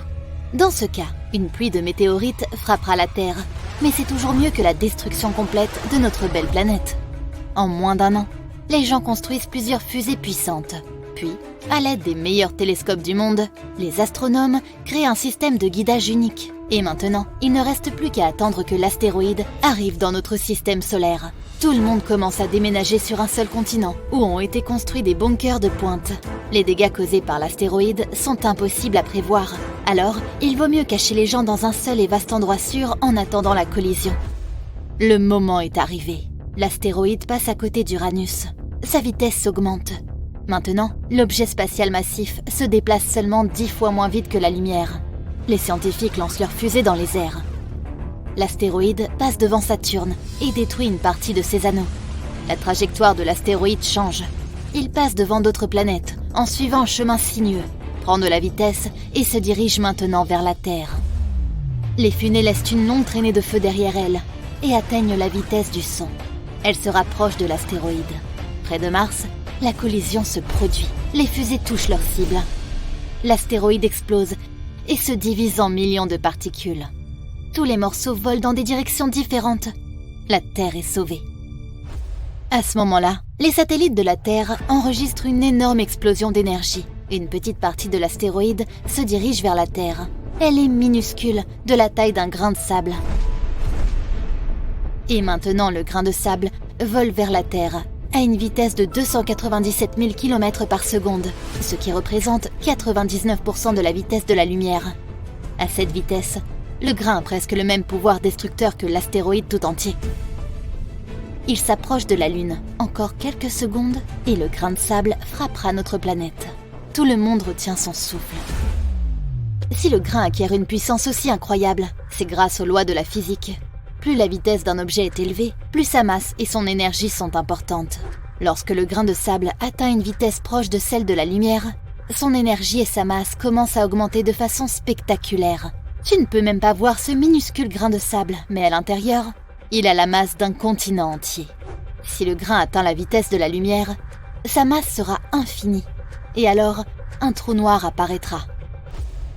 Dans ce cas, toutes les choses vivantes et même inanimées de la planète disparaîtront. Les arbres, les mers et les océans, toutes les villes, les pays et les continents, l'air, le son, l'atmosphère, toute molécule de la Terre.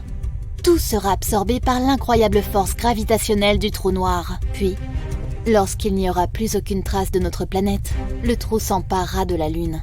La force gravitationnelle grandira et absorbera d'autres planètes du système solaire. Bientôt, elle atteindra le Soleil. Notre étoile se divisera en milliers de bandes comme des spaghettis et émettra une énorme quantité d'énergie. Cela pourrait déclencher la naissance d'un deuxième trou noir, mais heureusement, le grain de sable ne se déplace que à 99% de la vitesse de la lumière, ce qui change tout. De plus, aucun objet ayant une masse ne peut réellement atteindre la vitesse de la lumière. Le grain de sable entre dans l'atmosphère de la Terre. De l'extérieur, il ressemble à un météore aveuglant qui transperce le ciel. Le grain se réchauffe, traversant les couches de l'atmosphère.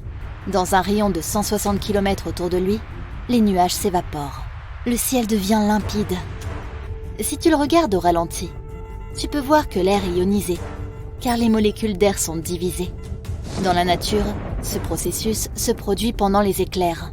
Notre Soleil possède également une énergie ionisante et désinfecte l'air. La météorite laisse derrière elle un trou dans la couche d'ozone.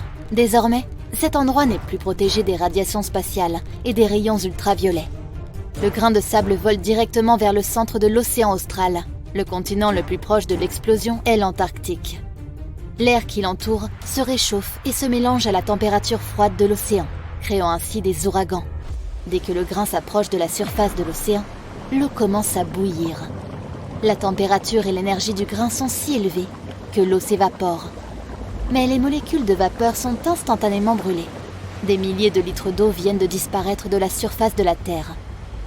Le grain vole encore sur les premiers mètres sans toucher la surface, car l'eau s'évapore devant lui. Puis, il tombe dans l'océan et provoque une puissante explosion. Des centaines de millions de litres d'eau moussent et bouillonnent à cause de la température élevée. Dans un rayon de 160 km, l'océan est éclairé par une lumière vive. Les profondeurs de l'océan, où les rayons du soleil ne sont jamais parvenus auparavant, sont presque aussi transparentes que l'eau au fond d'une piscine. L'épave des vieux navires coulés se divise en atomes à cause de la puissante explosion. Les monstres marins inconnus et les calmars géants qui vivent dans l'obscurité ont peur de la lumière vive et s'éloignent à la nage. Puis, finalement, le grain de sable touche le fond de la mer et pénètre profondément dans la croûte terrestre. S'il atteint le noyau de la Terre, la planète explosera très probablement à cause d'une puissante libération d'énergie. Heureusement, cela ne va pas se produire. La résistance de l'océan et du sol ralentit le grain et lui retire son énergie. Elle provoque un léger déplacement des plaques tectoniques. Et il y a plus à venir. D'énormes vagues se forment et se répandent dans l'océan. L'onde de choc crée d'énormes tsunamis. Imagine que tu jettes une petite pierre dans une flaque d'eau. La même chose se produit dans l'océan, mais à une bien plus grande échelle. Des vagues énormes s'approchent des villes côtières. Heureusement, les gens ont déjà été évacués, mais les dégâts causés par un grain de sable coûteront des centaines de milliards d'euros. Les maisons sont détruites, les routes sont inondées. Au bout d'un moment, il se met à pleuvoir des ouragans. L'eau de l'océan vaporisée par le grain forme d'énormes nuages d'orage. Le vent les pousse vers les continents. Puis, après le tsunami, une pluie incessante se met à tomber, inondant des pays entiers. Plusieurs jours plus tard, les catastrophes naturelles sont toujours là. La température de l'océan austral a augmenté de plusieurs degrés. L'eau est en train de bouillir sur le lieu de la collision, faisant fondre les glaciers de l'Antarctique. Des millions d'icebergs fondent. Si bien que le niveau d'eau des océans du monde entier augmente. Les côtes de certains continents sont submergées pour toujours. Les nuages d'orage atteignent le Sahara et d'autres déserts. Le déplacement des plaques tectoniques provoque des tremblements de terre sur certains continents. Les volcans se réveillent. Le ciel est rempli de cendres volcaniques. Il faudra des mois pour que toutes les cendres se déposent. Au début, cela crée des conditions difficiles pour la vie sur Terre. Les plantes et tous les êtres vivants ne reçoivent plus assez de lumière du soleil. Dans les arbres et les algues, la photosynthèse est perturbée. La production d'oxygène s'arrête. Il est de plus en plus difficile de respirer. L'air qui remplit l'atmosphère de la planète s'épuise lentement. Les humains doivent s'adapter à de nouvelles conditions. Ils construisent de nouvelles villes sur la Terre et dans l'océan. Ils créent des plantations avec un éclairage artificiel pour stimuler la photosynthèse. Heureusement, tous les problèmes prennent fin lorsque les cendres se déposent. À l'intérieur des volcans, il y a du magma chaud qui coule. Il peut s'avérer utile car il est riche en éléments chimiques et en minéraux. Avec les cendres, les nutriments tombent sur le sol, qui est désormais bien fertilisé. Les plantes, les arbres, les fruits et les légumes poussent incroyablement vite et produisent à nouveau beaucoup d'oxygène. Le Sahara est désormais rempli de fleurs. Et il ressemble plus à une prairie qu'à un désert. Au lieu de détruire la planète, le grain de sable l'a simplement renouvelée. Coupons la Terre en deux. Tu peux voir toutes ses couches. Voici le noyau interne. Il est environ 40 fois plus chaud que l'intérieur de ton four. Voici le manteau, un océan de lave chaude. Voici la croûte terrestre, la surface solide sur laquelle vit notre civilisation. Mais si tu lèves les yeux, il y a de nombreuses couches en plus de l'atmosphère et de la couche d'ozone. Les scientifiques ont récemment découvert une étrange bulle qui protège notre planète des radiations. Et non, ce n'est pas le champ magnétique de la Terre. Cette bulle est faite d'ondes radio. Nous les utilisons pour communiquer. Notre planète brille comme un sapin de Noël dans le spectre radio. Mais nous allons nous intéresser aux ondes de très basse fréquence, celles qui nous permettent de rester en contact avec les sous-marins. Donc, les ondes radio sont comme des ondes lumineuses ou des ondes océaniques ordinaires. Regarde celle-là. La distance entre les deux pics correspond à la longueur d'onde. Et le nombre de ces ondes sur une période de temps est la fréquence. Par exemple, il y a 10 vagues dans cet intervalle d'une seconde. Alors, peux-tu deviner la fréquence de cette onde? Oui, c'est 10 Hz. Les téléphones portables utilisent des ondes d'une fréquence de 300 à 3000 MHz. Donc, ajoute 6 zéros de plus à ce nombre. Mais les ondes de cette fréquence ne traversent pas bien les obstacles. Pense au fait que tu perds la connexion de ton téléphone portable lorsque tu traverses un tunnel. C'est parce qu'il y a du métal à l'intérieur. C'est un matériau conducteur qui affaiblit beaucoup les ondes radio. L'eau salée est aussi une sorte de conducteur. Ainsi, si le sous-marin est assez profond, l'épaisse couche d'eau affaiblit le signal. Et nous perdons la communication. Pour la maintenir, on envoie moins d'ondes, mais on les allonge. Dans le même laps de temps, la fréquence des ondes courtes sera beaucoup plus élevée que celle des ondes longues. C'est pourquoi on les appelle des ondes à très basse fréquence. Mais il s'avère que ces ondes voyagent partout sur la Terre et même dans l'espace. C'est là que les choses deviennent intéressantes. Les ondes entrent en collision avec les particules de radiation du Soleil. Nous pensons que le Soleil est un aimable géant qui nous donne de la lumière et de la chaleur, mais il émet en fait de nombreux rayonnements nocifs. Chaque éruption ou décharge électrique de matière de notre étoile natale provoque une explosion de radiation encore plus importante. Ces particules volent vers notre planète, tout comme le font les ondes radio. Elles parcourent 93 millions de kilomètres entre le Soleil et la Terre en 8 minutes et s'écrasent sur notre bulle qui fait office de bouclier. En gros, les particules de radiation du Soleil s'accumulent dans les ceintures de radiation autour de la Terre. Le champ magnétique de notre planète les piège. Et une bulle d'ondes de très basse fréquence récemment découverte se trouve juste en dessous de cette ceinture de radiation.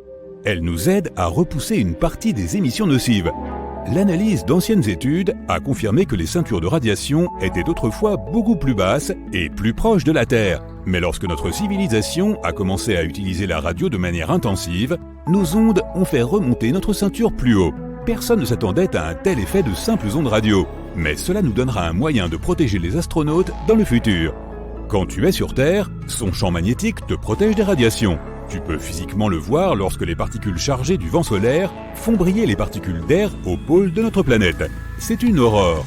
La prochaine fois que tu contempleras cette beauté, sache que c'est en fait la Terre qui te protège de certains rayons extrêmement nocifs.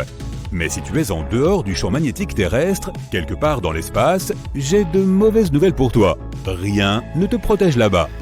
C'est un gros problème pour les astronautes qui passent des mois dans la Station spatiale internationale. Peut-être les scientifiques apprendront-ils à créer des bulles protectrices d'ondes de très basse fréquence autour des stations spatiales et des vaisseaux spatiaux. Il en va de même pour les autres planètes. Nous allons probablement coloniser Mars un jour, et il n'y a pas de champ magnétique là-bas, et rien ne peut te protéger des radiations. Mais si tu crées une bulle artificielle là-bas, tu peux réduire les radiations nocives. Une autre bulle invisible qui nous protège est l'atmosphère. C'est comme un gâteau en couche ou un oignon. Chaque niveau de l'atmosphère a ses propres propriétés. La couche la plus basse dans laquelle nous vivons est la troposphère. Cette couche contient 80% du poids de tout l'air de la planète. C'est aussi le principal endroit où réside la vapeur d'eau. Et c'est là que fonctionne la machine appelée météo. Le Soleil envoie des rayons d'énergie vers la Terre. La surface de notre planète les reflète et réchauffe l'air de la troposphère. Cela le fait bouger et changer de place avec l'air froid. Ainsi, le vent, les cyclones, les tempêtes et les tornades se produisent uniquement dans la troposphère, jusqu'à environ 12 km d'altitude. C'est pourquoi les avions commerciaux volent à une altitude d'environ 10 km. Le vent ou d'autres mauvaises conditions météorologiques n'affectent pratiquement pas cette zone. Et l'air ici n'est pas aussi dense qu'il l'est sur Terre. Voler à 1,5 km au-dessus du niveau de la mer, c'est comme se déplacer dans un biscuit. C'est dur. Mais à une altitude de 15 km, on a l'impression de se déplacer dans une crème fouettée légère. L'avion ne ressent presque aucune résistance. C'est donc gagnant-gagnant. On économise du carburant et les passagers sont en sécurité. L'inconvénient majeur est qu'il fait très froid et que l'on ne peut pas respirer. C'est froid parce qu'il y a très peu de molécules d'air pour absorber la chaleur du sol et la transférer aux autres. Pour la même raison, tu ne pourrais pas respirer ici. C'est pourquoi les avions sont équipés de masques à oxygène, juste au cas où. Allons un peu plus loin. Voici la stratosphère. Il y a encore moins de molécules d'air ici, et c'est là que volent les sondes météorologiques. Ce sont des sortes de petits ballons équipés d'ordinateurs que les gens utilisent pour prédire le temps. Cette partie de l'atmosphère contient également la fameuse couche d'ozone. C'est notre bouclier contre les rayons ultraviolets néfastes. L'ozone est presque identique à l'oxygène, sauf qu'il contient 3 atomes. Lorsque les rayons ultraviolets nocifs pénètrent dans notre atmosphère, ils s'écrasent sur la molécule O3. Le rayon brise la molécule en O2 et en un autre atome d'oxygène. Le rayon lui-même est converti en chaleur, mais l'ozone se régénère rapidement. Un seul atome d'oxygène rejoint l'O2 et la molécule d'ozone est prête à nous protéger à nouveau. C'est le bouclier invisible qui nous protège des rayonnements. Il a donné naissance à toute vie sur Terre. Avec le développement de notre civilisation, nous avons commencé à émettre du gaz fréon dans l'atmosphère. Nous avions l'habitude de remplir nos vieux réfrigérateurs avec. Un seul atome de chlore se détache d'une molécule de fréon dans l'air, et ensuite, il se lie à un seul atome d'oxygène. Maintenant, l'ozone ne peut plus se régénérer comme avant. Heureusement, nous avons interdit l'utilisation de ces gaz nocifs et la couche d'ozone a commencé à se régénérer. Les scientifiques s'attendent à ce qu'elle se reconstitue complètement au milieu du XXIe siècle. La stratosphère se termine à environ 50 km. La couche suivante est la mésosphère, la plus froide de toutes. En moyenne, elle est d'environ moins 95 degrés Celsius. C'est 5 fois plus froid que ton congélateur. C'est la couche de l'atmosphère où les météores entrants commencent à s'enflammer à cause de la friction dans l'air. Puis, ils finiront par brûler complètement. L'air ici est trop léger pour que les avions ou les ballons puissent voler, mais il est encore trop dense pour les satellites. Cette couche de l'atmosphère n'est donc pas encore bien connue. La couche suivante s'étend de 90 km au-dessus du niveau de la mer à environ 800 km. C'est un peu plus que la distance entre Las Vegas et San Francisco. La ligne de Kármán est située dans cette couche de l'atmosphère. C'est la frontière entre notre planète et l'espace. La thermosphère est l'endroit où tous nos vaisseaux spatiaux et satellites volent. C'est aussi là que se trouve la Station spatiale internationale. La température est extrêmement élevée ici. L'air est environ 10 fois plus chaud que ce que ton four peut produire. C'est dû à l'activité solaire. Mais tu ne pourrais jamais sentir cette chaleur. Les molécules d'air qui transportent la chaleur ici sont si petites que tu flotterais littéralement entre elles. Imagine une piscine géante avec seulement 3 gouttes d'eau. C'est la thermosphère. Et la couche la plus élevée de notre atmosphère est l'exosphère. C'est la couche la plus large de notre bulle d'air. Les scientifiques pensent que ces limites sont à peu près à mi-chemin de la Lune, à 193 000 km. C'est le point où la pression du rayonnement solaire commence à dépasser la gravité de la Terre. Elle fait toujours partie de notre atmosphère. Cela signifie que les astronautes qui ont participé à diverses missions spatiales et qui ont été à bord de l'ISS n'ont en fait jamais quitté l'atmosphère terrestre. Faisons quelques calculs rapides. Un avion de ligne peut voler à 925 km/h. Nos fusées s'envolent dans l'espace à 42 500 km/h. Mais cet astéroïde bat tous les records et fonce à 53 000 km/h.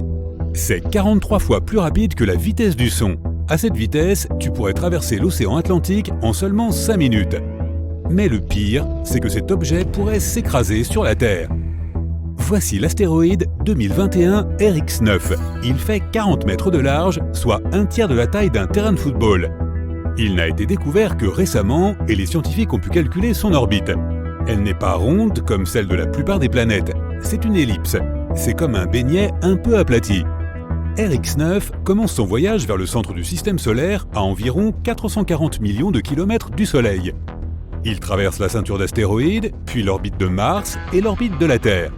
Il fait un cercle autour de notre étoile et repart en arrière comme un lance-pierre. L'astéroïde s'éloigne du Soleil jusqu'à ce que la gravité de l'étoile le force à entamer son voyage de retour. RX9 fait un tel aller-retour en 2,5 années terrestres. Bien que l'orbite de cet astéroïde croise celle de notre planète, il n'est pas dangereux pour nous. Son point le plus proche de la Terre est de 7,5 distance Terre-Lune. Mais il y a beaucoup d'autres astéroïdes dans l'espace. RX9 pourrait entrer en collision avec eux et changer de trajectoire. Oups! Et cela pourrait le placer sur la liste des astéroïdes potentiellement dangereux. Voici l'astéroïde 2021 NY1 qui, lui, figure déjà sur la liste. Il est aussi gros que 2 statues de la Liberté et se déplace dans l'espace à 9,5 km par seconde. Cet astéroïde pourrait donc t'emmener sur la Lune en seulement 11 heures. Son orbite est également elliptique. Son point le plus éloigné se trouve quelque part entre la ceinture d'astéroïdes et Jupiter, à 3,9 distance Terre-Soleil. Le point le plus proche de son orbite par rapport au Soleil est tout près de l'orbite de la Terre. L'astéroïde NY1 est passé devant la Terre à seulement 4 distances Terre-Lune. Il fera un tour autour du Soleil et reviendra à sa position de départ. L'astéroïde effectue une orbite complète en presque 4 années terrestres. Le record de la proximité avec la Terre appartient à l'astéroïde 2020 VT4, un rocher de la taille d'un autobus. Et il a volé à une altitude de 370 km au-dessus de la Terre. À titre de comparaison, la Station spatiale internationale tourne autour de notre planète à 400 km. Il a donc volé littéralement au-dessus de nos têtes dans la région de l'océan Pacifique Sud. Et nous ne savions même pas que cet astéroïde existait. Il a survolé la Terre en plein jour et nous ne pouvions pas le voir à cause de la lumière du Soleil. Les scientifiques n'ont appris l'existence de cet astéroïde que 15 heures plus tard. S'il était tombé sur la Terre, disons que nous aurions pu passer une très mauvaise journée. Bien que cet astéroïde soit petit, il se déplaçait extrêmement vite. Cela lui a donné une énorme quantité d'énergie. Mais nous avons un bouclier qui nous protège des roches spatiales, notre atmosphère. Elle est remplie de particules d'air. Lorsqu'un astéroïde entre dans notre atmosphère, il commence à être freiné par ces particules à cause de la friction. Cela réchauffe tellement l'astéroïde qu'il commence à brûler. C'est la raison pour laquelle le fond des navettes spatiales est protégé par des tuiles noires. Elles peuvent résister à des températures allant jusqu'à 1260 degrés Celsius. Donc si un astéroïde est assez petit, il peut se consumer complètement dans l'atmosphère et se transformer en poussière. Si tu le regardes depuis la Terre, il ressemblerait à une étoile filante. Les scientifiques pensent que tout astéroïde de moins de 25 mètres de diamètre se consumera complètement dans l'atmosphère et ne causera aucun dommage. Mais un astéroïde de plus de 2,4 km de large peut faire beaucoup de dégâts. Et nous connaissons un tel astéroïde qui passe régulièrement près de notre planète. 4179 Toutatis. Il fait 5,4 km de large, soit plus grand que Central Park à New York. Et si tu mets cette pierre sur une balance, elle affichera un 5 flanqué de 11 zéros. 500 milliards de tonnes. C'est du lourd. Le plus effrayant est que cet astéroïde se déplace sur une orbite chaotique car il est constamment affecté par la Terre et Jupiter.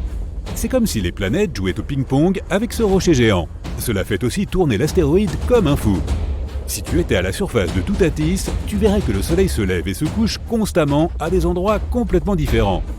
À cause de ce chaos, les scientifiques ne peuvent prédire le mouvement de cet astéroïde que 50 ans à l'avance. En 2004, il s'est approché à moins de 4 distances Terre-Lune de notre planète. Heureusement, il y a une chance qu'un jour, il quitte notre système solaire. Jupiter ou la Terre la lancera dans l'espace lointain comme le ferait une fronde. Mais s'il tombait sur la Terre, il provoquerait de gigantesques tsunamis et tremblements de terre sur toute la planète. L'existence de notre civilisation serait alors remise en question. Une catastrophe similaire s'est produite il y a environ 66 millions d'années. Un astéroïde de la taille de Manhattan s'est dirigé vers la Terre. Le Soleil a chauffé sa surface et on a vaporisé les matériaux. La poussière et la vapeur se sont transformées en une queue géante qui brillait dans le ciel nocturne. La nuit précédant sa chute, c'était l'objet le plus brillant du ciel, peut-être même plus brillant que la Lune. Au moment où cet astéroïde est entré dans l'atmosphère de la Terre, il a provoqué un bruit d'éclatement si puissant qu'on pouvait l'entendre de l'autre côté de notre planète. Il a commencé à brûler. De petits fragments se sont mis à tomber du corps principal de la météorite. Certains d'entre eux se sont complètement consumés dans l'atmosphère, mais d'autres sont tombés à la surface. Au moment de l'impact, la masse et la vitesse de la météorite lui ont donné une énergie colossale d'environ 100 tératonnes en équivalent TNT. Ça a fait un gros boom. Toute cette énergie s'est transformée en chaleur. Un mur de feu s'est répandu autour du lieu de l'impact et a tout brûlé sur son passage. La vague d'explosion a fait plusieurs fois le tour de notre planète. Elle a provoqué un tsunami avec des vagues plus hautes que l'Empire State Building et des tremblements de terre si forts que le sol s'est littéralement fissuré. Après cet incident, environ 95% de toute la vie sur Terre a cessé d'exister. La météorite a laissé derrière elle un cratère aussi large que 66 ponts du Golden Gate à San Francisco. Et il était si profond que tu aurais pu y mettre 2 fois le mont Everest. Par ailleurs, il y a encore de nombreux objets dans la ceinture d'astéroïdes derrière Mars qui représentent une menace pour la Terre, comme Cérès par exemple. Ce n'est pas n'importe quel astéroïde, c'est une planète naine. Bien que sa masse ne représente que 1% de celle de la Lune et qu'elle soit aussi large que le Texas, elle affecte gravitationnellement les orbites de la Terre et de Mars. Une collision avec un astéroïde de cette taille détruirait tout simplement la Terre, la réduisant en morceaux. L'humanité doit donc apprendre à éviter les collisions avec les dangereux astéroïdes. Ici, nous avons deux options: détruire l'astéroïde ou le faire changer de trajectoire pour le faire passer au large de la Terre. Détruire un énorme rocher qui pèse autant qu'une ville entière est pour le moins difficile, alors optons plutôt pour la deuxième option. Nous pouvons y envoyer un vaisseau spatial avec des explosifs, puis provoquer une petite explosion. Nous n'avons même pas besoin de percer un trou pour placer ce colis piégé à l'intérieur de l'astéroïde. L'explosion doit se produire juste au-dessus de la surface et être dirigée vers le haut. Ensuite, selon les lois de la physique, l'astéroïde se déplacera un peu vers le bas. Même si l'astéroïde ne se déplace que de quelques mètres, à l'échelle cosmique, cela changera radicalement sa trajectoire. Une autre option est un tracteur gravitationnel. Le principe est simple, tout objet qui a une masse a aussi une gravité. Même toi, tu as ta propre force gravitationnelle. Notre plan consiste donc à envoyer un vaisseau spatial sans équipage sur la roche spatiale. Il devra simplement survoler la surface de l'astéroïde. Ensuite, la roche spatiale attirera le vaisseau. Mais les moteurs de l'engin résisteront. En conséquence, l'astéroïde lui-même commencera à se diriger vers le vaisseau.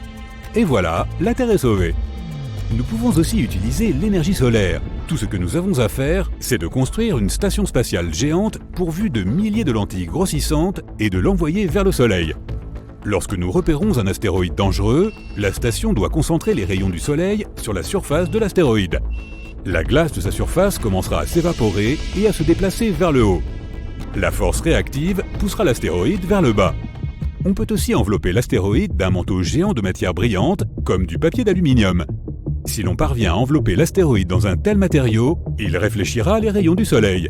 Là encore, les rayons seront réfléchis dans un sens et pousseront légèrement l'astéroïde dans l'autre sens. Cette méthode ne peut fonctionner que si nous avons quelques années devant nous avant l'arrivée de l'astéroïde. Une autre stratégie consiste à attacher une voile solaire à l'astéroïde. Elle fonctionnerait comme un parachute. Seulement, elle ne freinerait pas à cause de l'air, mais à cause des rayons du Soleil. Et enfin, l'option la plus simple serait d'attacher des moteurs de fusée conventionnels à l'astéroïde. Nous pourrons alors non seulement modifier la trajectoire de son vol, mais aussi le contrôler. Et si un astéroïde plus gros apparaît à l'horizon, nous pourrons utiliser la roche spatiale contrôlée comme un bélier géant.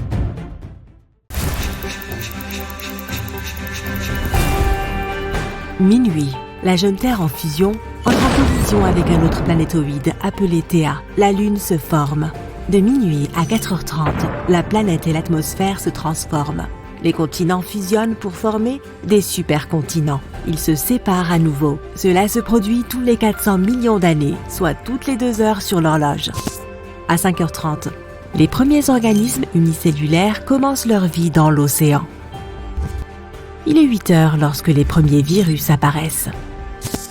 À 11 heures, les bactéries photosynthétisantes ont réussi à absorber suffisamment de lumière pour remplir l'atmosphère d'oxygène. Cela prend 1 milliard d'années, soit 6 heures sur notre horloge. À 11h35, la toute première boule de neige de la Terre se forme. Même les océans se transforment en glace. Ne t'inquiète pas, tout aura fondu à midi. À 13h, des cellules spéciales avec des organes internes prennent vie. 3 heures plus tard, elles commencent à se diviser en 3 groupes qui deviendront finalement des champignons. Faisons une avance rapide, pendant que ces cellules passent de forme de vie simple à complexe. À 19h20, quelque chose de familier apparaît, des éponges. Il est 19h55 et la Terre gèle à nouveau, elles fond en 2 minutes. 20h, regarde dans l'océan, les premiers cténophores apparaissent. Vers 20h30, la Terre voit apparaître sa couche d'ozone. En seulement 2 minutes, l'océan se remplit de plantes. À 20h45, la vie est florissante dans la mer. Des méduses nagent désormais autour des coraux. Les étoiles de mer sont en route. À 20h52, on peut voir des traces sur le fond de l'océan. Les créatures ont commencé à ramper.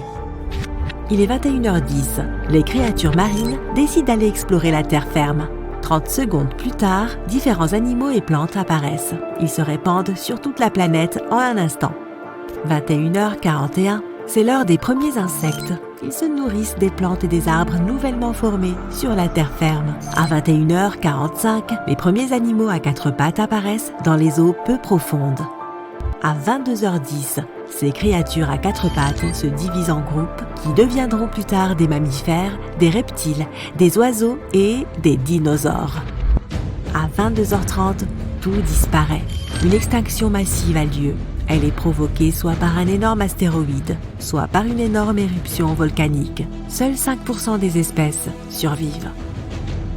22h34, les dinosaures font enfin leur apparition. Le premier était le Nyasasaurus, mais les experts ne sont pas sûrs qu'il soit bien le premier du genre, ou un proche cousin qui s'est transformé en dinosaure. 22h45 marque une autre extinction de masse. Les premiers dinosaures y survivent et en profitent pour se répandre dans le monde entier. Dans 5 minutes, le tyrannosaure apparaîtra. À 23h, les premiers oiseaux apparaissent en Europe. Il est 23h15 et les mammifères se séparent en différents groupes. Ils vont se ramifier et former des baleines, des éléphants, des tatous et des primates. À 23h17, les dinosaures atteignent leur taille maximale. Le plus grand de tous les temps est l'Argentinosaurus. Il est aussi long que 10 autobus scolaires et assez grand pour glisser sa tête par une fenêtre du 7e étage. Il est 23h26 quand un astéroïde géant s'écrase sur la Terre. De la poussière vole partout. Quelques secondes plus tard, tout s'éclaircit, mais les dinosaures ont disparu. Avec la disparition des dinosaures, les quelques mammifères restants peuvent prendre le contrôle de la planète. À 23h30, les primates se séparent en 2 groupes et l'un d'eux deviendra un singe, puis un gorille, puis un peu plus tard un humain.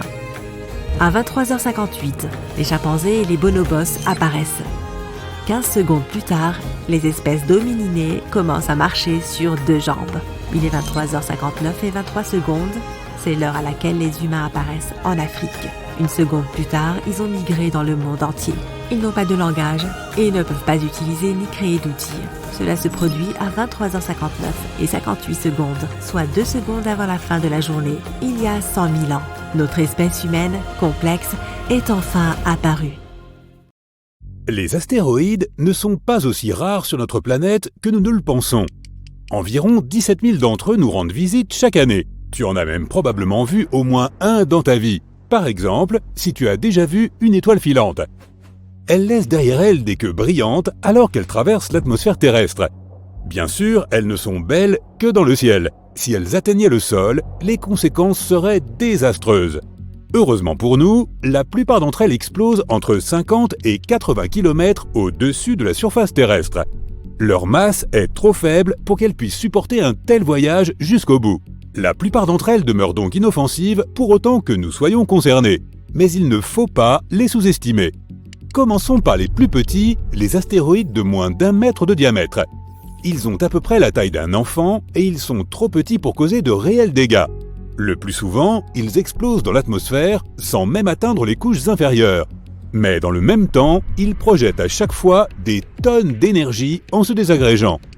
Les astéroïdes de 4 à 5 mètres de diamètre, c'est la taille d'une girafe ou d'un mammouth de l'ère glaciaire. Ces météorites de plus grande taille nous parviennent moins souvent, une fois tous les ans et demi environ. Comme les précédentes, elles ne constituent heureusement pas une menace sérieuse, mais elles projettent beaucoup plus d'énergie. Ceux de 9 mètres maintenant, soit la hauteur d'un immeuble de 3 ou 4 étages. Ils nous rendent visite une fois tous les 10 ans, et là, ça commence à devenir sérieux. Ils projettent une onde qui pourrait détruire une ville entière.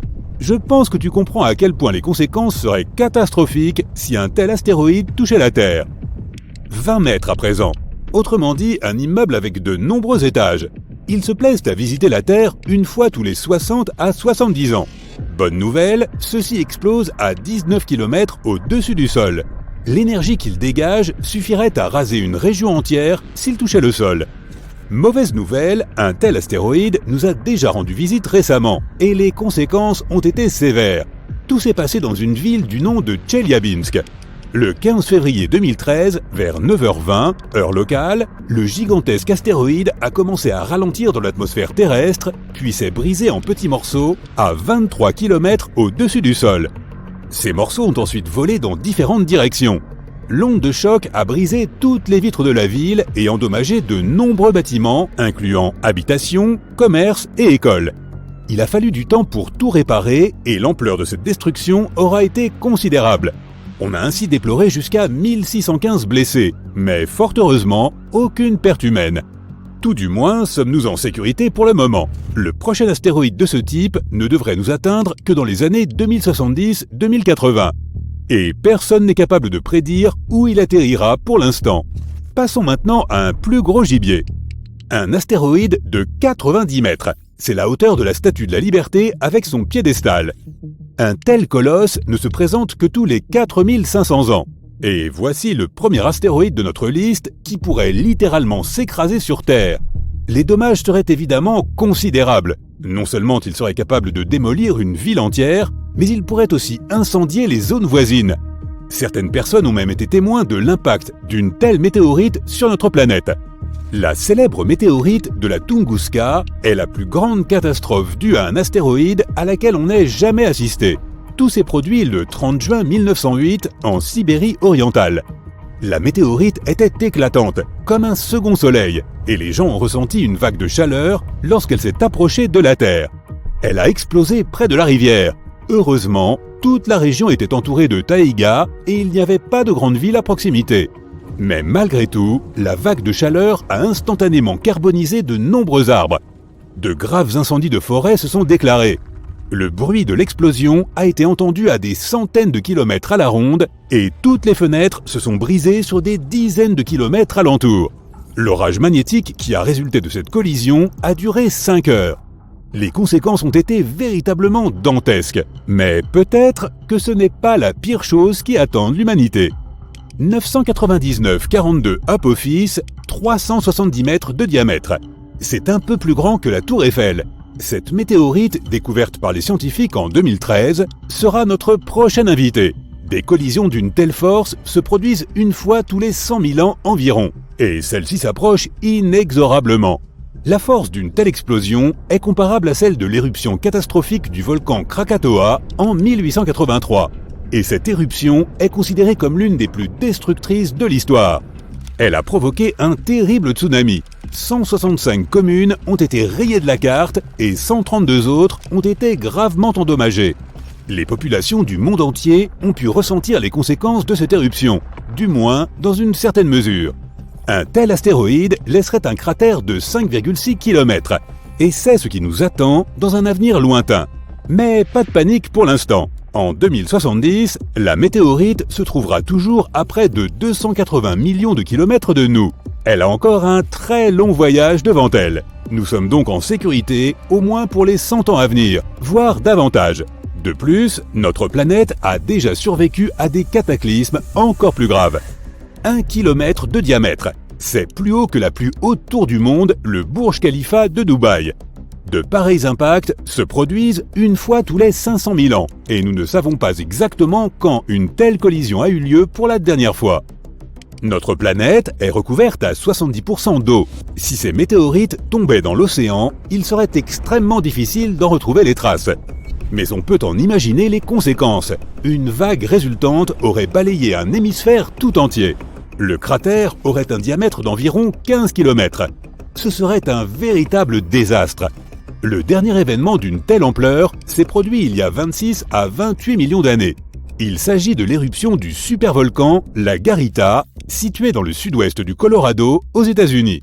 Il s'agit de l'un des événements supervolcaniques les plus puissants de toute l'histoire. Au cours de cette monstrueuse éruption, une grande partie de l'état actuel du Colorado a été détruite. Les scientifiques ne savent toujours pas jusqu'où ces cendres se sont répandues. Mais il y a bien eu une météorite encore plus importante dans l'histoire de l'humanité. Les conséquences de cet impact ont été irréversibles pour toute une espèce animale. Je pense que tu sais de quoi je veux parler. La météorite de Chicxulub. La chose qui a fait disparaître les dinosaures de la surface de la Terre. Cela s'est produit il y a environ 66 millions d'années. De telles collisions se produisent en général tous les 500 millions d'années. Le diamètre de la météorite de Chicxulub était de 20 km. Elle était si haute que lorsqu'elle a touché le sol, son sommet atteignait encore la stratosphère. Il suffit de regarder le cratère de 200 km de diamètre laissé par cette météorite pour comprendre à quel point elle était immense. Lorsqu'elle est entrée en collision avec la Terre, des millions de tonnes d'énergie ont été libérées. C'est un cataclysme inimaginable. La météorite est tombée à un angle très prononcé, soulevant un gigantesque nuage de poussière et de composés toxiques qui s'est répandu dans le monde entier. Cette poussière ne représentait qu'une couche très fine, mais aussi une masse combinée de 50 000 milliards de tonnes. L'onde de choc a balayé toute la planète. Elle a provoqué plusieurs tremblements de terre. Les volcans ont successivement commencé à entrer en activité. Des incendies de forêt ont éclaté à travers le globe. La quantité de suie et de monoxyde de carbone libérés dans l'atmosphère est impossible à estimer. La Terre a été privée de la lumière du Soleil pendant plusieurs jours. Et l'obscurité a régné sur toute la planète. Les plantes ne produisant plus assez d'oxygène, il n'y avait rien à respirer. La température sur les continents et dans les mers a chuté en moyenne de 10 à 32 degrés. Cela semble horrible, n'est-ce pas? Et bien sûr, elle a provoqué l'une des plus grandes extinctions de l'histoire.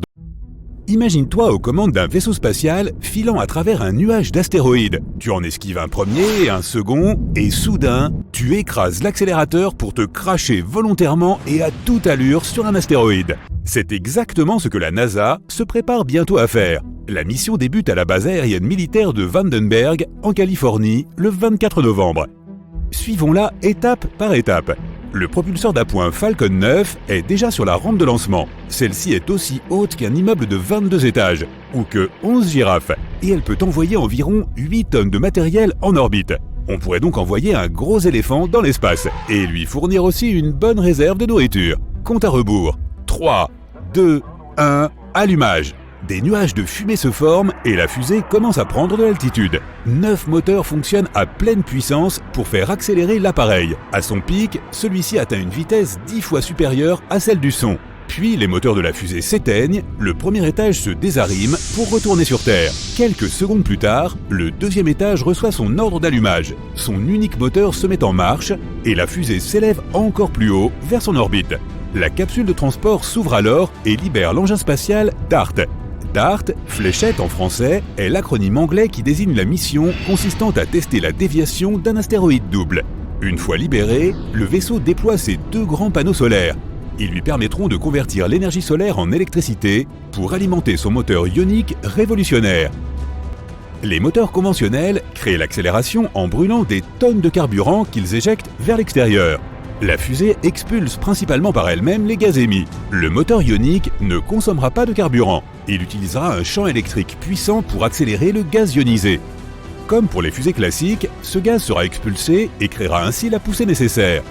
Bien que le moteur ionique produise une accélération plus faible, il peut amener l'engin spatial à atteindre des vitesses plus élevées. Les moteurs de fusée ordinaires sont très performants en déplacement.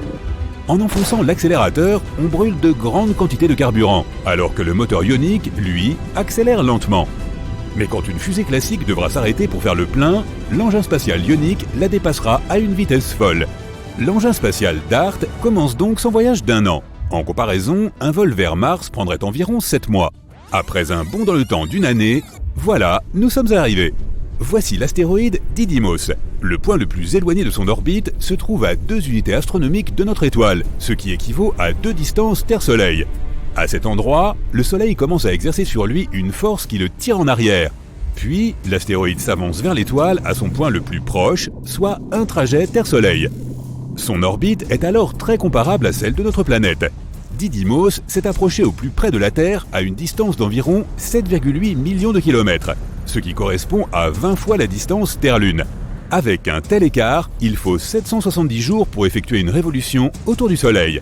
Didymos n'est donc pas encore considéré comme un astéroïde dangereux, mais avec le temps, il va se rapprocher de plus en plus de notre planète. Et les conséquences d'une collision pourraient être catastrophiques étant donné sa taille. Il est plus grand que 2 Empire State Building. Il effectue un tour complet sur lui-même en 2 heures et 15 minutes. Il accumule donc une énorme quantité d'énergie. Et en plus, il a un compagnon, un autre astéroïde. Celui-ci forme un petit caillou de 160 mètres de large, ce qui correspond à 12 bus ou encore 10 wagons de train. Sa période orbitale, c'est-à-dire le temps qu'il met pour effectuer un tour complet de Didymos, est d'environ 11,9 heures. La NASA pense que les astéroïdes d'une largeur maximale de 25 mètres ont de grandes chances de se consumer complètement en pénétrant dans notre atmosphère en raison de la friction intense subie au contact de l'air. Ils ne sont donc pas dangereux. Les astéroïdes dont la taille est comprise entre 25 et 800 mètres, en revanche, ne se consumeront pas entièrement et pourraient causer de graves dommages. Les astéroïdes d'une taille supérieure à 800 mètres pourraient rayer de la carte de grandes métropoles, voire même des États entiers. En ce sens, nous pouvons considérer Didymos comme potentiellement dangereux. Nous allons donc tester sur lui une méthode de défense, l'impact cinétique. C'est pour cette raison que nous avons envoyé DART à sa rencontre. Notre engin spatial va donc bien heurter un astéroïde. Seulement, on ne vise pas son corps principal, mais le petit caillou qui l'accompagne. DART se déplace déjà vers lui à environ 6,6 km par seconde. À cette vitesse, un voyage de New York à Washington prendrait moins d'1 minute. Un trajet d'une côte à l'autre des États-Unis, environ 10 minutes. DART se rapproche. 3 secondes avant l'impact. 2, 1, boum! L'engin spatial s'écrase sur l'astéroïde à toute vitesse. Quelles sont tes prédictions? Le rocher spatial explose, réduit en pièces, ou bien il ricoche sur le corps principal qui se retrouve alors projeté dans l'espace comme une boule de billard? Eh bien, les scientifiques prédisent que cette collision réduira la vitesse de ce petit caillou d'une fraction infime et pourtant suffisante pour réduire sa période orbitale de quelques minutes. Nos télescopes terrestres pourront alors étudier plus en détail les effets de cette collision. Et pour en apprendre encore plus, nous enverrons un autre vaisseau sur Didymos pour une mission parallèle. Il s'agit de la mission Hera, dont le lancement est prévu pour 2024 pour une arrivée sur Didymos vers 2027. Cet engin spatial transportera divers équipements et matériaux de recherche afin d'évaluer les dommages causés par la collision avec DART. À son arrivée, Hera prendra de nombreuses photos du petit astéroïde et devrait y inclure un cratère d'impact récent. Hera transportera aussi 2 CubeSats, des nanosondes plus petites qu'une boîte à chaussures. Ces mini-satellites seront lancés vers l'astéroïde pour permettre une manœuvre de proximité. Les sondes étudieront alors ce petit corps céleste durant 3 à 6 mois. À la fin de la mission, l'une d'entre elles tentera d'atterrir à la surface de l'astéroïde pour en apprendre encore davantage sur sa composition et sa structure interne. Il est aussi possible que Hera transporte un mini-percuteur. Cet outil devra permettre de produire un nouvel impact sur l'astéroïde. Les scientifiques pourront alors évaluer la différence entre les impacts formés par un grand instrument spatial et ceux causés par un plus petit, et comprendre comment nous défendre contre les astéroïdes à l'avenir. En théorie, nous n'avons pas besoin d'envoyer une fusée géante sur un astéroïde dangereux pour le détruire. Une seule frappe pourrait suffire à modifier légèrement sa trajectoire. À l'échelle cosmique, altérer une trajectoire, même de manière infime, peut radicalement changer le point d'arrivée d'un astéroïde. Mais l'impact cinétique n'est pas le seul moyen de lutter contre les astéroïdes néfastes. Tu connais le tracteur à gravité? Avec cette option, nous devons aussi envoyer un véhicule spatial vers l'astéroïde. Seulement, il ne s'écrasera pas dessus. Il devra entrer en orbite autour de lui. Tout astéroïde exerce une force d'attraction. Celle-ci attirera donc l'engin spatial vers le corps céleste, tandis que les moteurs du vaisseau maintiendront son altitude. Alors, l'astéroïde lui-même commencera à être attiré vers le vaisseau spatial. Cette méthode est assez fiable, mais prend beaucoup de temps, et elle ne fonctionnera que si nous détectons un astéroïde potentiellement dangereux plusieurs années avant son arrivée. Il nous faudrait disposer de suffisamment de temps afin d'envoyer un vaisseau spatial vers l'astéroïde, puis utiliser la technique du tracteur gravitaire. Une autre alternative serait d'utiliser un laser. Dès qu'un astéroïde est découvert, nous pouvons diriger un puissant rayon laser vers lui. Il chauffera l'astéroïde en un point précis, ce qui provoquera l'évaporation d'une partie de sa matière. Et c'est là que la physique entre en jeu. La matière située sur le haut de l'astéroïde s'évapore du même côté. Cela provoquera le déplacement de l'astéroïde à l'opposé. C'est comme pour nos moteurs de fusée. Le carburant est expulsé dans une direction et le vaisseau spatial se déplace dans l'autre. Nous pouvons aussi utiliser l'énergie solaire au lieu des lasers. Pour cela, nous devons construire une énorme station spatiale remplie de loupes. As-tu déjà essayé de graver des lettres sur une surface en bois à l'aide d'une loupe? Eh bien, nous ferions la même chose, mais sur un astéroïde. Notre station spatiale devra concentrer un grand nombre de rayons solaires en un seul point de l'astéroïde. Là encore, une portion de sa matière s'évaporera à cause de la montée en température, ce qui entraînera une légère modification de sa trajectoire initiale, évitant ainsi notre planète. Et pourquoi pas une feuille d'aluminium? Eh oui, nous pouvons éviter une collision avec un astéroïde en utilisant du simple papier aluminium. Il nous faudrait envelopper l'astéroïde dans ce matériau réfléchissant. Au lieu d'absorber les rayons du Soleil, l'astéroïde les réfléchira. Ceci aura pour effet de créer une certaine pression à sa surface. Ce sera comme si les rayons du Soleil poussaient l'astéroïde et sa trajectoire en sera modifiée. L'option qui n'est pas la plus évidente mais la plus fiable est celle des moteurs de fusée conventionnels. Nous pouvons ainsi installer sur l'astéroïde de nombreux moteurs dont la puissance d'accélération changera la trajectoire. Avec suffisamment de moteurs, nous pouvons même prendre le contrôle de l'astéroïde. Ainsi, lorsqu'un rocher spatial plus gros encore apparaîtra à l'horizon, nous mettrons nos moteurs en route et dirigerons notre astéroïde droit sur lui. Une telle collision pourrait même complètement détruire un astéroïde de très grande taille, ce qui donnerait à voir un spectacle lumineux absolument spectaculaire. Tout le monde embarque! Bienvenue à bord du vaisseau de croisière intergalactique.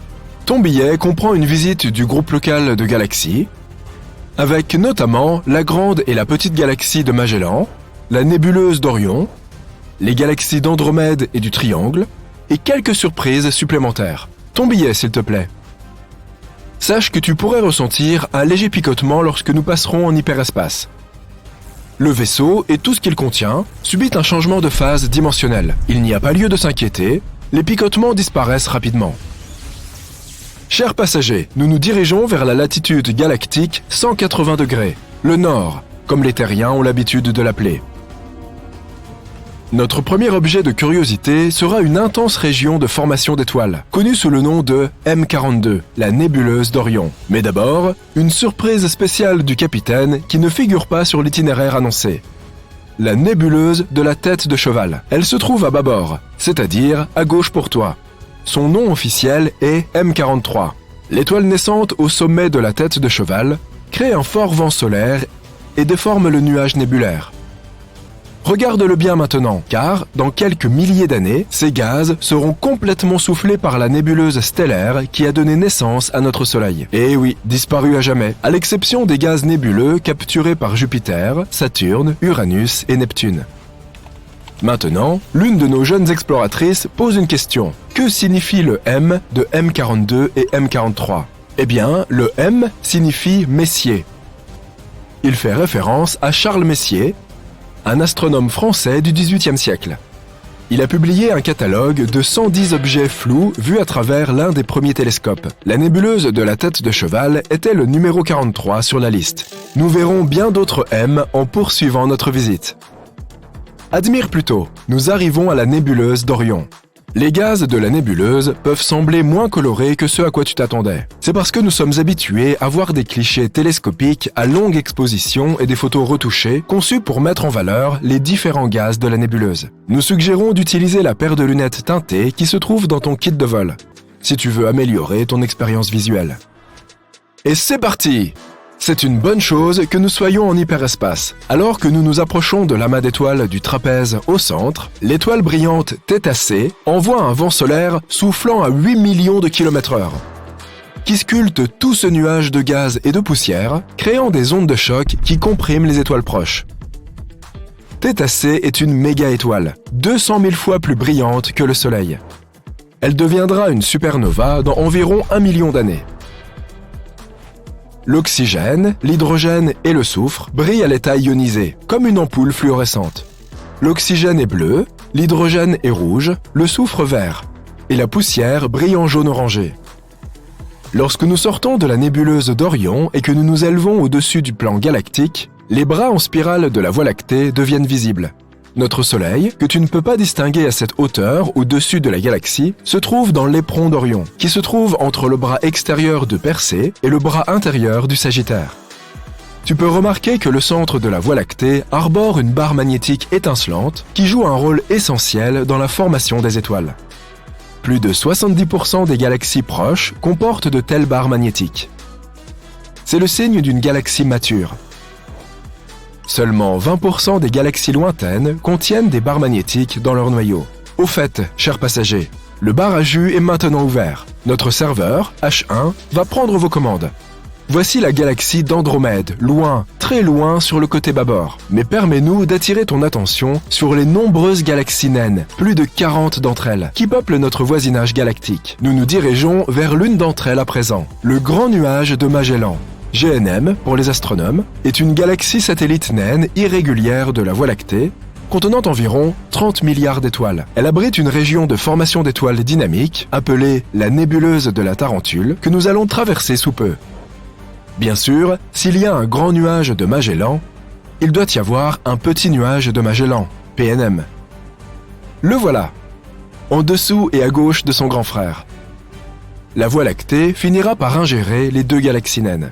Certains préfèrent le terme accrété, mais le résultat est le même. Si tu utilises à nouveau tes lunettes teintées, tu peux voir que le GNM a arraché une énorme quantité de gaz au PNM au cours de leur interaction gravitationnelle pendant des millions d'années. Nous nous dirigeons maintenant hors de la Voie lactée à une distance d'environ 50 km/s, c'est-à-dire 50 000 parsecs ou environ 163 000 années-lumière. Mais au fait, qu'est-ce qu'un parsec ? Un parsec correspond à environ 3,26 années-lumière, sachant qu'une année-lumière correspond à environ 9,46 billions de kilomètres. Le mot parsec est une combinaison de deux mots, parallaxe et seconde. La parallaxe est le décalage qu'un objet semble opérer lorsqu'il est observé de deux points de vue différents. En regardant un objet avec ton œil gauche, puis ton œil droit, tu verras que l'objet semble se déplacer. C'est la parallaxe. Lorsqu'un objet astronomique est photographié depuis la Terre, puis à nouveau 6 mois plus tard, lorsqu'elle se trouve de l'autre côté du Soleil, le décalage est mesurable en degrés d'arc ou en minutes d'arc, en secondes d'arc et jusqu'à des millisecondes d'arc. Un parsec est une parallaxe d'une seconde d'arc, qui correspond à environ 3,26 années-lumière. Comme tu ne peux pas vraiment mesurer une année-lumière avec une règle ou un mètre à ruban, les parsecs sont un moyen scientifique d'indiquer la distance d'une étoile ou d'un objet à l'intérieur de la galaxie. Plus la parallaxe est grande, plus l'objet est proche. Plus la parallaxe est petite, plus il est éloigné. Tout droit au cœur de la nébuleuse de la Tarentule se trouve l'amas d'étoiles R136. À une distance d'une année-lumière, il y a plus de 40 étoiles, ayant chacune une masse plus de 50 fois supérieure à celle du Soleil. En comparaison, on ne trouve pas une seule autre étoile à moins de 4 années-lumière de notre étoile mère. Ce qui est une bonne chose. Tu peux observer la supernova 1987A à environ 2 heures au-dessus de toi. Une étoile géante bleue a subi une implosion de son noyau, ce qui a donné lieu à une supernova de type 2, 100 millions de fois plus brillante que le Soleil. Elle a laissé derrière elle une étoile à neutrons enveloppée de poussière et de gaz, ainsi qu'un feu d'artifice des plus spectaculaires. 1987A, dans le Grand Nuage de Magellan, est la supernova la plus proche de la Terre à s'être produite depuis l'an 1604. Elle a eu lieu au sein de la Voie lactée, à environ 20 000 années-lumière de notre planète, et on a rapporté à l'époque qu'elle avait été visible en plein jour pendant environ 2 semaines. Après que 1987A soit devenue une supernova, parce qu'il s'agissait d'une étoile géante bleue, les spéculations se sont multipliées sur le fait que l'étoile géante bleue Rigel, l'étoile du pied de la constellation d'Orion, pourrait bien devenir une supernova dans un avenir pas si lointain, à moins qu'elle n'en soit déjà là. Rigel se trouve à environ 860 années-lumière de la Terre. Donc, tout ce qui arrive à Rigel prendrait environ 860 ans avant d'être observé sur Terre. La supernova 1987A a éjecté des éléments lourds comme le cobalt, le nickel, le fer et des silicates plus légers dans la nébuleuse de la Tarentule où ils formeront les éléments de base de nouvelles étoiles et de nouvelles planètes. Notre serveur propose à présent des collations sur le thème de l'espace. Pour les enfants, nous recommandons la barbe à papa façon Jupiter. Le prochain arrêt est la galaxie d'Andromède et ses environs. Remarque son halo, alors que nous laissons derrière nous la Voie lactée et ses 300 milliards d'étoiles. Pas moins de 150 amas globulaires résident dans ce halo galactique. Ils gravitent autour du disque et contiennent certaines des plus vieilles étoiles de l'univers. La façon dont elles sont arrivées ici, dans notre galaxie natale, fait l'objet d'études poussées. Tu remarqueras NGC 6822, une galaxie naine irrégulière à tribord. NGC fait référence au nouveau catalogue général des objets astronomiques. On pourrait penser qu'il y a eu un ancien catalogue général, mais ce n'est pas le cas. Il y a juste un nouveau catalogue. Il existe toutefois un nouveau catalogue général révisé auquel les astronomes se réfèrent régulièrement. Voilà qui clarifie les choses, n'est-ce pas?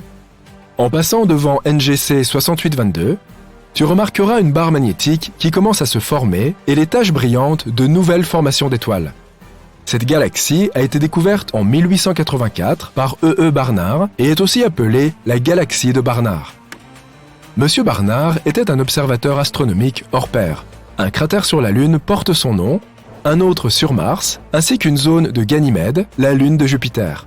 Une planète mineure se dénomme également 819 Barnardiana, et l'étoile qui se déplace le plus rapidement dans le ciel, l'étoile de Barnard. Peu de gens ont autant inscrit leur nom au firmament qu'Edward Emerson Barnard. En approchant de la galaxie géante d'Andromède, avec ses billions d'étoiles, nous passerons au-dessus de son bord ouest et visiterons l'une de ses compagnes naines de l'énorme galaxie, M110 ou NGC 205. Oui, elle a aussi deux noms. Tu n'as que l'embarras du choix. La première en son genre, une galaxie sphéroïdale naine d'environ 3,5 milliards de masse solaire. M110, ou NGC 205 si tu préfères, possède 8 amas globulaires près de son noyau. Elle sera aussi avalée ou accrétée par la galaxie d'Andromède. Elle a peut-être été déjà dépouillée d'une grande partie de ses étoiles et de son gaz, un point mis en évidence par l'absence générale de formation d'étoiles de M110. Et maintenant, notre dernier arrêt. M33, la galaxie du Triangle, la troisième et dernière galaxie spirale de notre groupe local. Située dans la petite constellation du Triangle, M33 fait environ la moitié de la taille de la Voie lactée. La galaxie du Triangle se trouve à 2,7 millions d'années-lumière de la Terre, mais elle est beaucoup plus proche de la galaxie d'Andromède et se déplace vers elle. Si les deux galaxies spirales entrent en collision, cela pourrait modifier la trajectoire de la galaxie d'Andromède et empêcher sa collision prévue avec la Voie lactée.